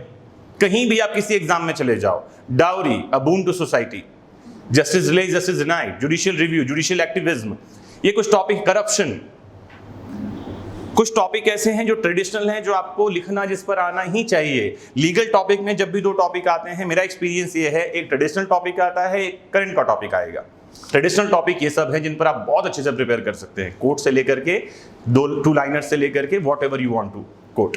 क्लियर है? दूसरा टॉपिक इसमें जो है मैंने बताया, 2 टॉपिक, एक जुडिशियल रिव्यू और एक आधार कार्ड निजता। कहानी खत्म हो गई। कितने शब्द आपने लिखे? 750 एंड 500। कितने शब्द हो गए हमारे पास में? अरे कितने हुए? 1250। हमारे पास कैपेसिटी कितने लिखने की है? 3000। मैंने बताया सेकंड पेपर में आपको रिलैक्स करने का मौका मिलेगा। ये जो 2 क्वेश्चन है, इसको सॉल्व करने के लिए आपको मैक्सिमम 1 से 1.5 घंटे का समय लगना चाहिए। कितना समय? मैक्सिमम 1 घंटे का टाइम आप लेकर के चलें। बहुत अच्छा आप लिख पा रहे हो तो 1.5 घंटे तक जाओ, कोई प्रॉब्लम नहीं है। क्योंकि आगे हमको एक मेहनत का काम करना है, वो है ट्रांसलेशन, हिंदी से इंग्लिश और इंग्लिश से हिंदी में, और साथ ही करना है समराइजेशन। समराइजेशन का जो टॉपिक है, फ्री का नंबर है। कैसा नंबर? मुफ्त का नंबर है। और कितना नंबर है मुफ्त का? 1-2 नंबर नहीं है भैया, आप देखें कितने नंबर का है समराइजेशन? 20 नंबर। करना क्या है, जो भी आपको टॉपिक दे रखा है समराइजेशन में, हम प्रैक्टिस करेंगे क्लास में, 1/3 में आपको उसको लिख देना है। कितना? 1/3, 33% में। इसके लिए आपको क्या आना चाहिए? इसके लिए आपको सबसे पहला आना चाहिए वन वर्ड सब्स्टिट्यूशन। क्या आना चाहिए? अनेक शब्दों के लिए एक शब्द, किसी बात को कम शब्दों में कहने की कला। पहली चीज तो आपको ये आना चाहिए। दूसरी बात जो आपको आनी चाहिए वो ये कि समराइज करने का आर्ट क्या है, टेक्निक क्या है। तो समराइजेशन की टेक्निक मैं बता दूं, जब कभी आप एक जैसे ही आपको मिला टॉपिक, आपने स्टार्ट किया पढ़ना, तो आपको साथ में जो पॉइंट्स हैं इंपॉर्टेंट, वो नोट करते जाना चाहिए। जैसे लिखा है, देखना, मैं हिंदी में पढ़ दूं। भारत के संविधान के प्रारूप पर चर्चा के दौरान संविधान सभा ने राष्ट्रीय ध्वज के महत्व को स्वीकार करते हुए डॉक्टर राजेंद्र प्रसाद की अध्यक्षता में स्वतंत्र भारत के लिए ध्वज के डिजाइन हेतु तदर्थ समिति गठित की। 3 लाइन की ये बात है, करना 1/3 में है, इसका मतलब आपको 1 लाइन में बात को रखनी है। इंपॉर्टेंट क्या है? डॉक्टर राजेंद्र प्रसाद। दूसरा महत्वपूर्ण बात है तदर्थ समिति, एडहॉक कमिटी। तीसरा है ध्वज की डिजाइन के लिए, to design the flag of India. तो आपको क्या लिखना है? आपको लिखना है कि संविधान सभा ने राष्ट्रीय ध्वज के डिजाइन के लिए तदर्थ समिति गठित की, जिसके अध्यक्ष डॉक्टर राजेंद्र प्रसाद को बनाया गया। सेंटेंस क्या था? भारत के संविधान के प्रारूप पर चर्चा के दौरान संविधान सभा ने, हमने क्या लिखा? राष्ट्रीय ध्वज के निर्माण के लिए जो तदर्थ समिति गठित की गई, उसके अध्यक्ष डॉक्टर राजेंद्र प्रसाद बनाए गए। 1 लाइन में 3 लाइन की बात खत्म हो गई। काम की बात क्या थी? मैंने बताया, एडहॉक कमिटी, डॉक्टर राजेंद्र प्रसाद और नेशनल फ्लैग। दूसरा लाइन देखना, लिखा है समिति ने वर्तमान स्वरूप के ही राष्ट्रीय ध्वज का प्रस्ताव 22 जुलाई 1947 को संविधान सभा में प्रस्तुत किया, जो सर्वसम्मति से स्वीकार किया गया। फिर से आगे 2 लाइन हमारे पास में। आपका 1 लाइन में आंसर क्या है? समिति ने 22 जुलाई 1947 को ध्वज का प्रस्ताव रखा, जिसे स्वीकार किया गया। इसी में से ही लिखना, कुछ भी नया लेकर नहीं आना। तो 2 तरीके हैं। पहला तरीका तो ये कि आप पूरा पढ़ जाइए और फिर समराइज करिए। मेरा समझना ये है, 1-1, 3-3, 2-2 लाइन को पढ़ के समराइज करते जाइए। एक साथ करके करना आसान नहीं होगा आपके लिए। टेक्निक समझ में आया कैसा? मुझे उम्मीद है समझ में आ रहा है। 3 लाइन को 1 लाइन में, देखो 100 शब्दों को 30 शब्द में करना तब आसान है जब आपके पास उसकी प्रैक्टिस है। समराइज कैसे करना होता है? पढ़ करके अपने शब्दों में लिखना होता है। समझना ध्यान से, एक्चुअल टेक्निक क्या है। जिनका भी एग्जाम नहीं है, जो अभी तैयारी कर रहे हैं, उनके लिए सुझाव ये है कि आप 100 शब्दों के पैराग्राफ को पढ़ें और 30 शब्द में अपने मन से लिखें। क्लियर? लेकिन जो भी एग्जाम देने वाले हैं उनके लिए टेक्निक ये है, 3-3, 4-4 लाइन पढ़ के उसको 1-1 लाइन में कन्वर्ट करते जाओ। पूरा पढ़ करके करना, अपने मन से लिखने के लिए आपके पास एक्चुअल में उस समय नहीं होगा और कुछ बातें छूट सकती हैं। लेकिन करना क्या है आपको? काम की बातों को अंडरलाइन करते जाइए। एक मैं और आगे के लाइन पढ़ रहा हूं, सुनना। लिखा है भारत का राष्ट्रीय ध्वज पिंगली वेंकैया द्वारा डिजाइन किए गए भारतीय राष्ट्रीय कांग्रेस के स्वराज ध्वज पर आधारित है। अब ऊपर के जो लाइन थे हमारा 22 जुलाई से लेकर नीचे तक का, समझना ये 6 लाइन को हम एक साथ में कैसे समराइज कर सकते हैं। इसको कर सकते हैं हम कि 22 जुलाई 1947 को जो संविधान सभा ने ध्वज का प्रस्ताव रखा, वो उसका डिजाइन, या उसका क्या लिखा है हिंदी में शब्द? डिजाइन लिखा है। उसका डिजाइन पिंगली वेंकैया ने तैयार किया था, जो इंडियन नेशनल कांग्रेस के स्वराज ध्वज पर आधारित था। 6 लाइन को हमने 2 लाइन में कन्वर्ट कर दिया। क्लियर बात समझ में आ रही है? कैसे होगा ये? प्रैक्टिस से होगा। काम की बातें क्या नहीं छोड़नी है। अब जब हमने 8 लाइन पढ़ी, इनमें से कौन कौन सी बातें काम की थी?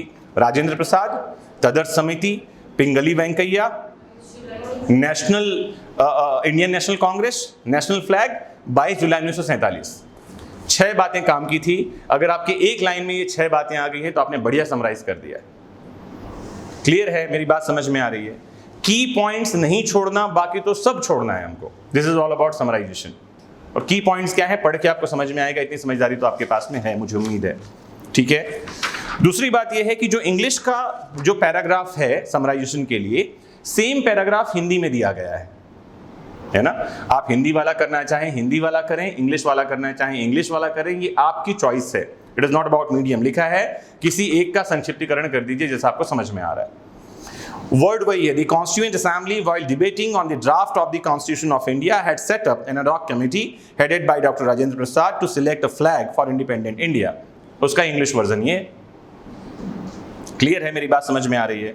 तो दो तरीके मैंने बताया। पहला तरीका तो ये कि पूरा पढ़ के उसको 1/3 में कन्वर्ट कर लो, या 3-3, 6-6 लाइन पढ़ करके उसको 1-1 लाइन 2-2 लाइन में कन्वर्ट करते जाओ। 1/3 में आपको कन्वर्ट करना है, 100 शब्द हैं उसको 30 शब्दों में कन्वर्ट करना है, उससे ज़्यादा नहीं जाना चाहिए। This is the art of summarisation. और कैसे होगा ये? प्रैक्टिस करते करते। ठीक है, आधे घंटे का समय आप इसमें दे सकते हो। कितने देर? That is more than sufficient, आधा घंटा। ठीक, क्योंकि अगला जो पार्ट है उसमें आपको टाइम लगने वाला है 1 घंटे का पूरा। क्या? ट्रांसलेशन, हिंदी से इंग्लिश और इंग्लिश से हिंदी। 15-15 नंबर के दोनों हैं, 30 नंबर का ये ट्रांसलेशन है। और मेरा फिर से यही कहना है कि ट्रांसलेशन, जैसे इंग्लिश वालों, किसी को इंग्लिश में ईजी होता है, किसी को हिंदी में ईजी होता है, लेकिन फिर भी आप उसको ठीक से कर सकते हैं। ये वाला ट्रांसलेशन का पैटर्न सबसे बढ़िया है, जहां 15 लाइन दे दी गई है। हमारे एग्जाम में पॉइंट वाइज भी आता है और पैराग्राफ भी आता है। कैसा आएगा उसका कोई पैटर्न नहीं है। ये अच्छा इसीलिए है क्योंकि आपके इसमें नंबर कटने के चांसेस कम होते हैं। 15 लाइन है, आपने 13 सही ट्रांसलेट किया, 2 नहीं के 2 नंबर कटेंगे, आसान है। पैराग्राफ में समझ में नहीं आता कहाँ कटेगा और कहाँ नहीं कटेगा। सेंटेंस क्या है देखें, लिखा है किसी पुलिस ऑफिसर से की गई कोई भी संस्वीकृति किसी अपराध के अभियुक्त व्यक्ति के विरुद्ध साबित नहीं की जाएगी। जब तक आपको पता न हो कि संस्वीकृति को इंग्लिश में क्या कहते हैं, अपराध को इंग्लिश में क्या कहते हैं, अभियुक्त को इंग्लिश में क्या कहते हैं, और साबित नहीं की जाएगी इसको इंग्लिश में क्या कहते हैं, तब तक आप ट्रांसलेट नहीं कर पाएंगे। तो अगर आप बाइलिंगुअल क्लास में बैठ रहे हैं तो आपके लिए आसान है इसको ट्रांसलेट करना। क्लियर है? तो वर्ड्स क्या क्या है हमारे पास में? Police officer, confession, offence, accused, against and can not be proved. इतनी सी बातें आपको अगर पता हैं और आप ट्रांसलेट करते हो, कहीं थोड़ा बहुत ग्रामेटिकल एरर है तो उससे नंबर नहीं कटता, आपको 1 नंबर में से 1 नंबर मिलेगा। ठीक है, मेरी बात मुझे शायद मेरी बात आप तक पहुंच रही है शायद। कैसे होगा ये? प्रैक्टिस करने के लिए क्या करना होगा? खूब सारी प्रैक्टिस चाहिए। तो फिलहाल करना ये है कि हम रोज 5 सेंटेंस ट्रांसलेट करेंगे क्लास में जब हम आ रहे हैं। मीनवाइल घर में आप क्या प्रैक्टिस करें कि पिछले सालों के कुछ जो है अनसॉल्व पेपर्स हैं उसको उठाइए, उससे ट्रांसलेट करिए और चेक कराइए। सॉल्व पेपर से नहीं, सॉल्व पेपर से नहीं इसीलिए कह रहा हूं कि उसमें बहुत मिस्टेक्स होते हैं और आपको लगता है दैट इज द स्टैंडर्ड। जिनके पास सॉल्व पेपर्स हैं, प्रॉब्लम ये है कि हमको लगता है that is the standard answer. नहीं, वो स्टैंडर्ड आंसर नहीं है, वो किसी की भी लिखी किताब हो। ठीक है, that is just to take an idea कि ऐसा लिखा जाना चाहिए, वो आंसर नहीं है, वो स्टैंडर्ड आंसर नहीं है। मिस्टेक्स हो सकते हैं वहां भी। इंग्लिश हिंदी वाला देखिए, लिखा है finding of the learner trial court is mainly based on the statements of injured I witness. अब यहां पर में शब्द हमारे पास में है फाइंडिंग। फाइंडिंग का क्या मतलब है? हाँ सॉरी, खोज। हाँ, फाइंडिंग का एक मतलब मिलेगा खोज। यहां फाइंडिंग का मतलब खोज नहीं है। मैंने बताया इंग्लिश से हिंदी, हिंदी से इंग्लिश जाने के लिए आपको क्या चाहिए? वोकैब। और यहां इसका मतलब है निष्कर्ष। क्या शब्द है? निष्कर्ष। कंक्लूजन का मतलब भी निष्कर्ष होता है, उसका एक्चुअली मतलब है उपसंहार। कंक्लूजन इज उपसंहार, फाइंडिंग इज निष्कर्ष, है ना। इसका एक मतलब खोज हम ढूंढते हैं। क्या ढूंढते हैं? फाइंड इट आउट, ढूंढो। लेकिन what is my finding after checking your answer sheet is, मेरा निष्कर्ष क्या है? That you have to work hard, कि तुमको और क्या करना पड़ेगा? मेहनत करनी पड़ेगी। वो निष्कर्ष भी काइंड ऑफ खोज ही है। अगर आप गूगल पे ट्रांसलेशन में डालेंगे खोज निकाल लाएगा गूगल ट्रांसलेशन, इसलिए मैंने कहा कि वो ट्रांसलेशन अप्रोप्रिएट नहीं है। अब सेंटेंस समझना। Finding of a learned trial court, learned के लिए हिंदी में शब्द है विद्वान। कैसा? सीखा पढ़ा, लर्नेड, पढ़ा लिखा हुआ। लेकिन जब हम ट्रायल कोर्ट की बात करेंगे, काउंसिल की बात करेंगे, एडवोकेट की बात करेंगे, है ना, learned council, learned advocate, learned pleader, learned prosecutor, ऐसा वर्ड आएगा हमारे पास में। तो यहां हमेशा वर्ड आएगा विद्वान। कैसा? लर्नेड जज, विद्वान न्यायाधीश। लर्नेड ट्रायल कोर्ट, विद्वान विचारण न्यायालय। ट्रायल कोर्ट क्या होता है? विचारण न्यायालय। इज मेनली का मतलब मुख्यतः, बेस्ड है, आधारित। लिखा है on the statement of इंज्यूर्ड I witness. Statement के लिए वर्ड है कथन। क्या शब्द है? इंज्यूर्ड है जिसको क्षति पहुंची है, चोट पहुंचा है, इसके लिए यहां एग्जैक्ट वर्ड होगा चोटिल। क्या शब्द होगा? चोट खाया हुआ, क्षति। अगर सामान है तो क्षतिग्रस्त होगा, इंसान है तो चोटिल होगा, समझना। आगे क्या लिखा है वर्ड आई विटनेस होता है चक्षुदर्शी साक्षी, उर्दू में चश्मदीद गवाह। तो आपका सेंटेंस क्या हुआ कि विद्वान विचारणीय न्यायालय के निष्कर्ष चोटिल चक्षुदर्शी साक्षी के कथन पर ही मुख्यतः आधारित हैं। और अगर हम ऐसे चश्मदीद वाला वर्ड यूज करें करो ना, कोई प्रॉब्लम नहीं। तो ये उर्दू भी अरे करो, हमारे कोर्ट में उर्दू ही चल रहा है, अदालत क्या है, आप उर्दू हिंदी दोनों यूज करो, कोई दिक्कत नहीं है। तो वो चश्मदीद गवाह जो है वो हिंदी में शामिल है, साक्षी लिखने की जरूरत नहीं है। एक और से समझाता हूं, देखना। लिखा है testimony of the hostile witness can not be totally discarded. जब हम बात करते हैं हॉस्टाइल विटनेस तो आपको पता होना चाहिए पक्षद्रोही मैंने बोला शब्द अगर आपको पता है ना, सेंटेंस में कोई प्रॉब्लम नहीं है। अगर आपने कुछ थोड़ा बहुत ग्रामेटिकल मिस्टेक कर दिया तो कोई प्रॉब्लम नहीं है, आपको वर्ड तो पता हो। लिखा है हॉस्टाइल विटनेस, ये है पक्षद्रोही साक्षी, section 154 evidence can not be totally discarded. Discard करने का मतलब होता है नकार देना, रिजेक्ट कर देना, खारिज कर देना। उर्दू का शब्द है खारिज, हिंदी का शब्द है नकार, जो लिखना है वो लिखो आप। और टेस्टिमनी क्या मतलब है? टेस्टिमनी है अभिकथन, समझना, स्टेटमेंट है कथन, टेस्टिमनी है अभिकथन। तो यहां शब्द होगा पक्षद्रोही साक्षी के अभिकथन पूर्णतः नहीं नकारे जा सकते या उसे पूर्णतः खारिज नहीं किया जा सकता। 15 सेंटेंस हैं, 15 के लिए क्या करना होगा, आपको बैठ करके ट्रांसलेट करना होगा। रोज कम से कम 8 से 10 सेंटेंस घर में बैठ के ट्रांसलेट करो। जिनका अभी एग्जाम है 2 महीने बाद, 2 महीने करो, कोई दिक्कत नहीं है। एक दिन में 10 सेंटेंस कर रहे हो तो 2 महीने में कितने कर लोगे? अरे 600 शब्द कर, 600 सेंटेंस कर लोगे ना। अरे इतना ही हुआ ना, 600 सेंटेंसेस जीवन भर में नहीं किया आपने, बहुत है। कुछ तो बुद्धि तेज होगी।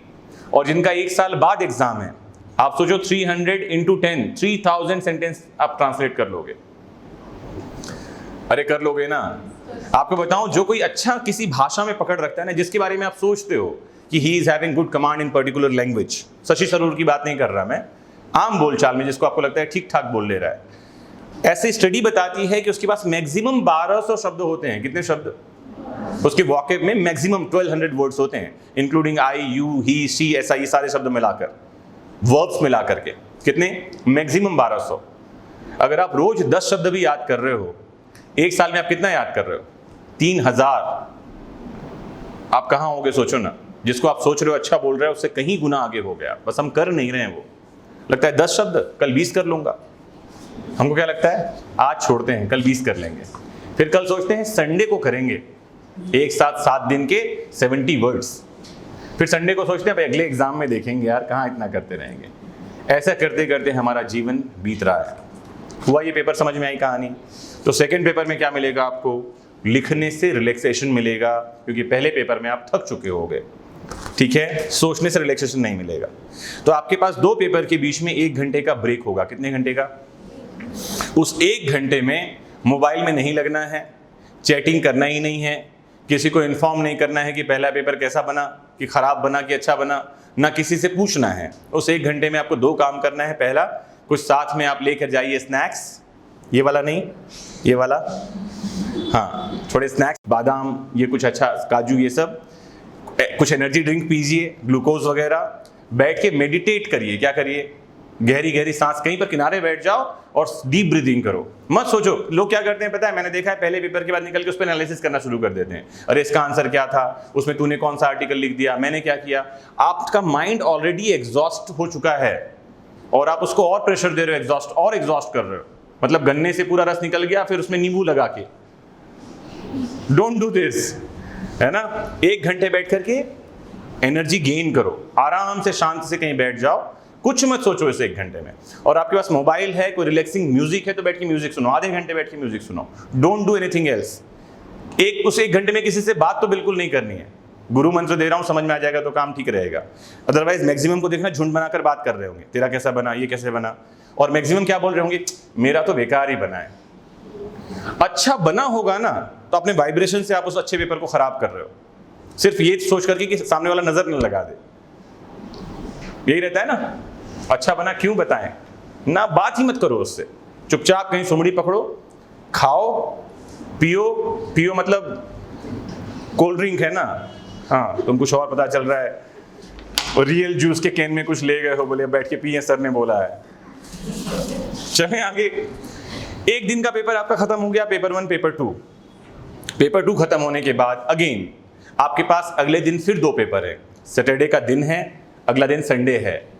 दूसरी बात फिर समझना, आपको पेपर 2 खत्म होने के बाद भी किसी से बात नहीं करनी है ना। जब मैं ऐसा बोल रहा हूं आपको, मैं आइसोलेट कर रहा हूं सबसे, ठीक है, लेकिन ऐसा ही करना, किसी से नहीं बात करनी, ना अच्छा ना खराब, ठीक। मत पूछो किसी से तेरा कितना बना, मेरा कितना बना, मत एनालिसिस करो।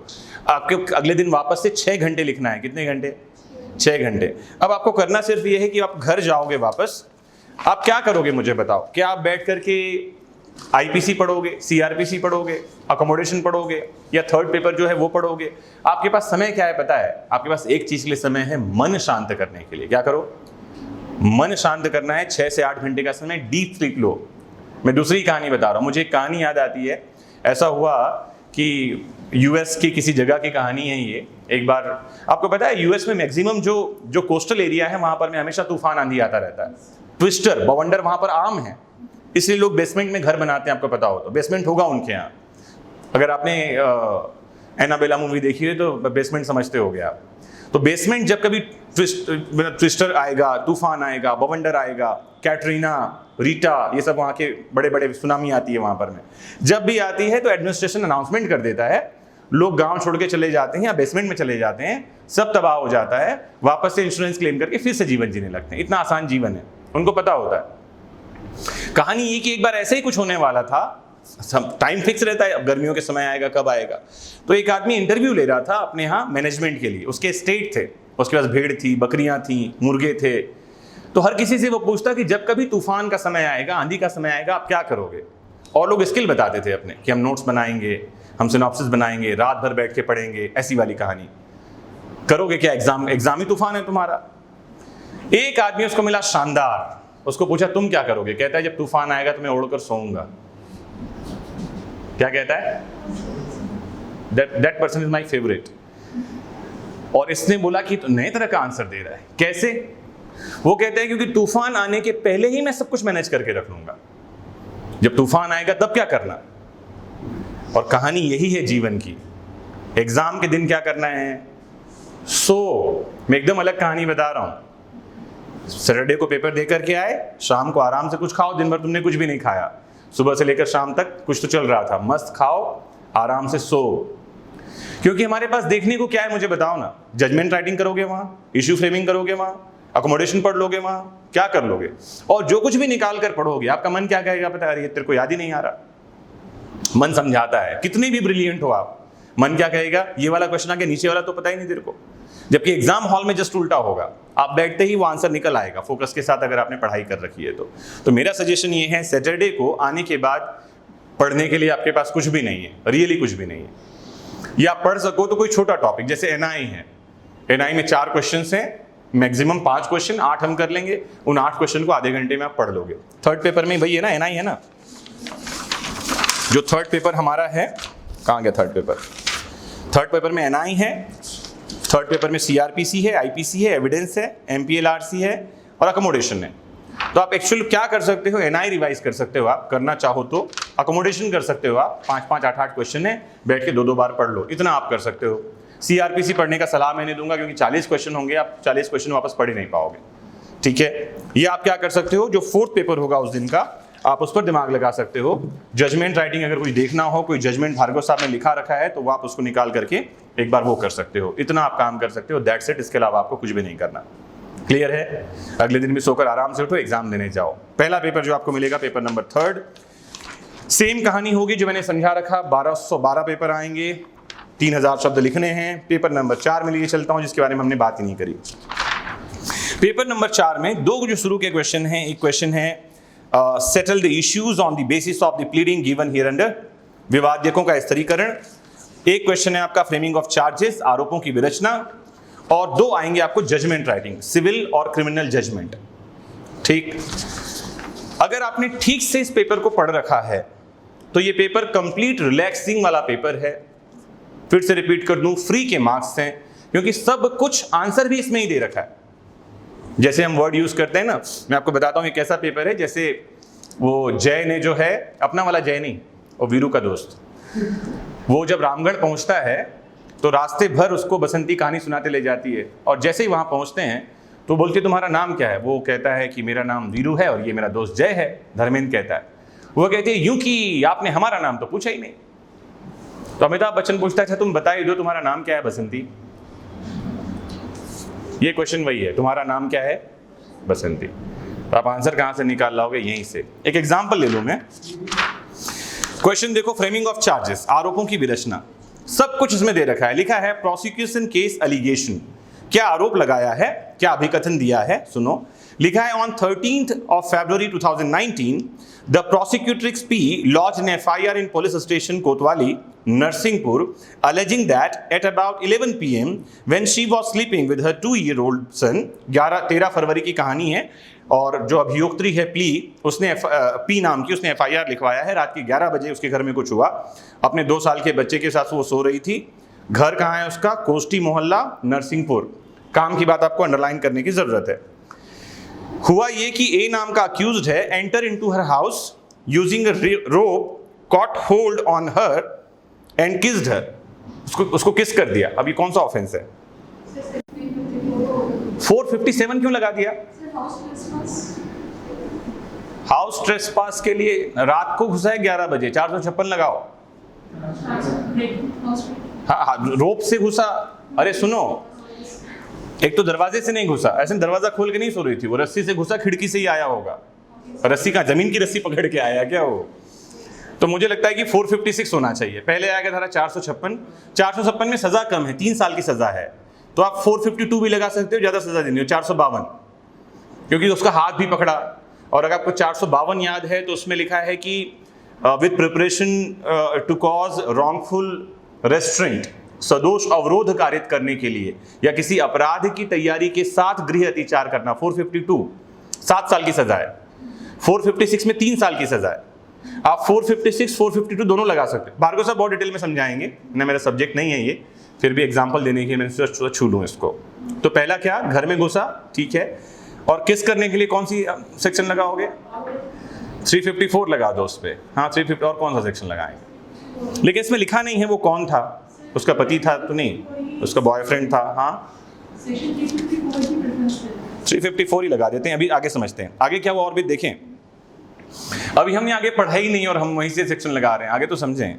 लिखा है एज द प्रोसिक्यूट्रिक्स स्क्रीम्ड, चिल्लाई वो, विटनेस के रीच देयर, दरवाजा खुला ही था मतलब उसका, वो आ गया। Seeing him accused pushed aside the complainant and run away, धक्का भी दिया उसको, तो असॉल्ट के लिए भी हम जा सकते हैं, जरूरत नहीं है वैसे। Meanwhile, some other neighbors also reached there and prosecutors narrated incident them to next day। उसका हस्बैंड आ गया, फिर उसने ये किया, ठीक है, चार्जशीट भी सबमिट हो गई। Duty of the court, section 211 में आप जाएंगे तो पता चलेगा चार्जेस के इंग्रेडिएंट क्या होंगे। इतना आसान है ये क्वेश्चन, इसमें आंसर सब दे रखा है। तो चार्जेस कैसे लगाएंगे? आप लिखते हैं आई कौन है? आप जुडिशियल मजिस्ट्रेट फर्स्ट क्लास। आप क्या लिखेंगे? आई डॉट डॉट डॉट, आपका नाम होता है वहां पर, जुडिशियल मजिस्ट्रेट फर्स्ट क्लास। अब इसमें समझना, जब कभी हम चार्ज लगाएंगे तो चार्ज जितने भी सेक्शंस होंगे उसका हर एक चार्ज का अलग पैराग्राफ बनेगा, अलग हेड होगा। ध्यान से समझना क्या होगा। Every charge has a distinguished head. तो पहला क्या घटा, पहले वो हम लगाते हैं। जैसा कि नियम है, सबसे पहले वो घर में एंट्री करता है, गृह अतिचार करता है, और इसी माध्यम से गृह भेदन करता है, हाउस ट्रेसपास कर रहा है। And this house trespass is a special kind of house trespass. It is known as house breaking. तो मेरी समझ ये कहती है, अच्छा ऐसा मेरी समझ कहती है का मतलब ये है कि सेम फैक्ट्स पर 4 जो जजेस होंगे 4 अलग फ्रेम करेंगे चार्जेस। ध्यान रखना, इसका कोई पैटर्न नहीं है। जैसे मैंने बताया पुश किया, आप उसके लिए असॉल्ट भी लगा सकते हैं, 352 भी लगा सकते हो आप। 351 में असॉल्ट की डेफिनेशन है, 352 में पनिशमेंट है, आप वो भी लगा सकते हैं। सबसे पहले क्या किया, वो एंटर किया, एंटर करने के लिए क्या लगाओ? 452, दैट इज गृह अतिचार, 7 साल की सजा है। दूसरा चार्ज कौन सा लगाओ? 456, रात्रि गृह भेदन, हाउस ट्रेसपास बाय नाइट। तीसरे नंबर पे क्या किया? किस कर दिया उसको, तो 354, स्त्री की लज्जा भंग करने के लिए हमला करना, असॉल्ट किया। चौथे नंबर पे पुश करके भागा, 352 लगा सकते हो, काय के लिए? असॉल्ट, हमला किया, या फिर क्रिमिनल फोर्स का यूज किया, खत्म हो गई बात। तो पहले पैराग्राफ में आप क्या लिखें कि आप इतने 13 तारीख की फरवरी की रात 2019 को रात को 11 बजे आप घर पे घुसे भैया, तो आपके ऊपर हम कौन सा चार्ज लगाते हैं 452 का। फिर आप लिखें कि आप रस्सी से रात के समय अंदर घुसे थे, तो आप क्या लगा रहे हो 456 या दोनों में से कोई एक लगाओ तो भी चलेगा अल्टरनेट में, जैसा कि हमारी CRPC कहती है, लगाना हो दोनों लगा सकते हैं। फिर आप क्या लिखेंगे वहां पर में, you kissed forcefully prosecutrix P, for that I am charging you with section 354 of IPC। चौथा क्या लगाएंगे आप कि आप उसको पुश करके भाग गए इसलिए मजॉल्ट का चार्ज लगा रहे हैं 352 में। खत्म हो गई बात, 4 लाइन में आपने लिख दिया। ये है चार्ज फ्रेम करना, इतना आसान है। अरे आसान हुआ कि नहीं हुआ? सिर्फ आपको एक ही चीज याद रखना है, फॉर्मेट, और कुछ भी नहीं याद रखना। सारे कंटेंट वहीं दे रखे हैं, कुछ भी दिमाग से लगाने की जरूरत नहीं, कुछ भी लिखने की जरूरत नहीं है आपको। चलें आगे। अब 2 हमारे पास जो जजमेंट राइटिंग आएंगे, 40 नंबर का जजमेंट राइटिंग है। कितने नंबर का? इसमें भी सब कुछ दिया होता है। सब कुछ मतलब प्लेंटिफ ने क्या कहा, फर्स्ट एविडेंस ने क्या कहा, डिफेंडेंट ने क्या कहा, सारी कहानी इसमें देख होती है। सिर्फ एक चीज आपको करने की जरूरत है, फास्ट रीडिंग। क्या करने की जरूरत है यहाँ? अगर आप रीडिंग फास्ट नहीं कर पाएंगे तो आप कुछ भी नहीं निकाल पाएंगे। पहला काम तो करें, फास्ट रीडिंग करें। दूसरा, जहां कहीं कोई की एलिमेंट आपको नोट करना है, अगर आपको पीछे रफ पेपर दे रखा है सबसे लास्ट में रफ यूज के लिए, वहां आप चीजों को, की पॉइंट्स को नोट कर सकते हैं, क्योंकि क्वेश्चन पेपर में लिखना मना होता है आपकी जानकारी के लिए ना, ध्यान रखना। आप क्वेश्चन पेपर में अंडरलाइन नहीं कर सकते चीजों को, ये बड़ी समस्या है। या तो दिमाग में अंडरलाइन करो या पीछे कहीं लिखो, है ना। जब मैं कहता हूँ ना, जैसे मैंने आपको समराइजेशन पढ़ रहा था, मैंने की पॉइंट्स माइंड में अंडरलाइन कर रहा था आपके सामने कि ये चीजें इसमें अंडरलाइन है, तो उन बातों को आपको दिमाग में रखना पड़ेगा। इसलिए मैंने कहा 3 लाइन को एक लाइन में समराइज करेंगे, ना कि पूरा पढ़ के एक साथ समराइज करेंगे। क्लियर हुई कहानी? तो पेपर 3 और पेपर 2 और पेपर 4, ये दोनों पेपर एक्चुअल में फ्री के मार्क्स हैं, अगर आपको पता हो तो। आप इनको रट कर नहीं कर सकते, ये रटने के पेपर नहीं है, ये समझने के पेपर है। पेपर 1 और पेपर 3 रटने वाली कहानी है, मतलब आपके माइंड के दोनों डायमेंशंस, रटने वाला और समझने वाला, दोनों एक साथ काम करेगा तो ही आप MP जुडिशरी का पेपर निकाल पाएंगे, पास कर पाएंगे। 400 में से 400 नंबर के क्वेश्चन लिखें, उनके आंसर लिखें, और उसके बाद तो फिर बल्ले बल्ले, फिर मालिक पर छोड़ दें। फिर मंडे से जो है उसकी चीरफाड़ शुरू करना। संडे भी सोना, पेपर खत्म हो गया, अब मंडे से पार्टी टाइम। अब तेरा कितना बना, मेरा कितना बना, किसका क्या हुआ, और सारी चीरफाड़ हम कब करेंगे? मंडे से शुरू करेंगे। ठीक है, कोई दिक्कत तो नहीं। और कहीं भी आपको ये लग रहा है कि आपका पेपर कंप्लीट हो चुका है, समझना 2 पेपर आपने बनाए, आपने 400 में से 400 अटेम्प्ट किया है, और आपको लगता है कि 99% आपके आंसर सही हैं। God bless you. कितने सही हैं? 99%। तो आपको मंडे एक दिन जो है वेकेशन मोड पे जाना चाहिए, 2 दिन, उसके बाद तैयारी शुरू कर देनी चाहिए इंटरव्यू की, क्योंकि MP जुडिशरी में कोरोना एक्सेप्शन है, इसको छोड़ दें अगर, तो इंटरव्यू के लिए 7 से 10 दिन के ज़्यादा समय नहीं मिलता। कितना दिन? रिजल्ट आएगा उसके 7 डे या 10 डेज बाद जो है आपका इंटरव्यू होगा। और इंटरव्यू के लिए क्या चाहिए? वो हर कुछ जो आपने जाना, सुना, समझा है अभी तक आपकी लाइफ में, including your schooling, including your graduation, including your PG, including your pre-journey, mains journey, including each and everything about your family, family business, your mom, dad, whatever, आपका शहर, आपका गांव, आपका विधायक, आपका सांसद, हर कुछ आपको जानना है। मतलब जिस 2 दिन की छुट्टी के बाद तीसरे दिन से हमको इंटरव्यू की तैयारी शुरू कर देनी है। और उसके लिए क्या करना है? सबसे पहले तो बैठ करके सिर्फ और सिर्फ करंट अफेयर्स पढ़ना शुरू कर देना। जियोग्राफी, आपका जो जियोग्राफिकल एरिया है, जैसे आप MP से हैं, MP पढ़ना शुरू कर देना। ये बात और है कि interview is not a knowledge check, interview में सिर्फ और सिर्फ पर्सनालिटी चेक होती है, जिसके बारे में अगेन हम क्लास में बात करेंगे। मेंस का एग्जाम होगा, उसके ठीक 7 दिन बाद हम इंटरव्यू की क्लास शुरू कर देंगे, है ना। हम रिजल्ट का वेट नहीं करते हैं, जैसा कि आज हमने स्टार्ट कर दिया है क्लास, हमने रिजल्ट का वेट नहीं किया है, ठीक वैसे ही हम इंटरव्यू की क्लास के लिए भी रिजल्ट का वेट नहीं करेंगे। और पहला लेक्चर हमेशा इंपॉर्टेंट होगा, जैसे आज का इंपॉर्टेंट था, आपको बहुत सारी बातें समझ में आई होंगी। Now if you have any questions to ask, you are welcome.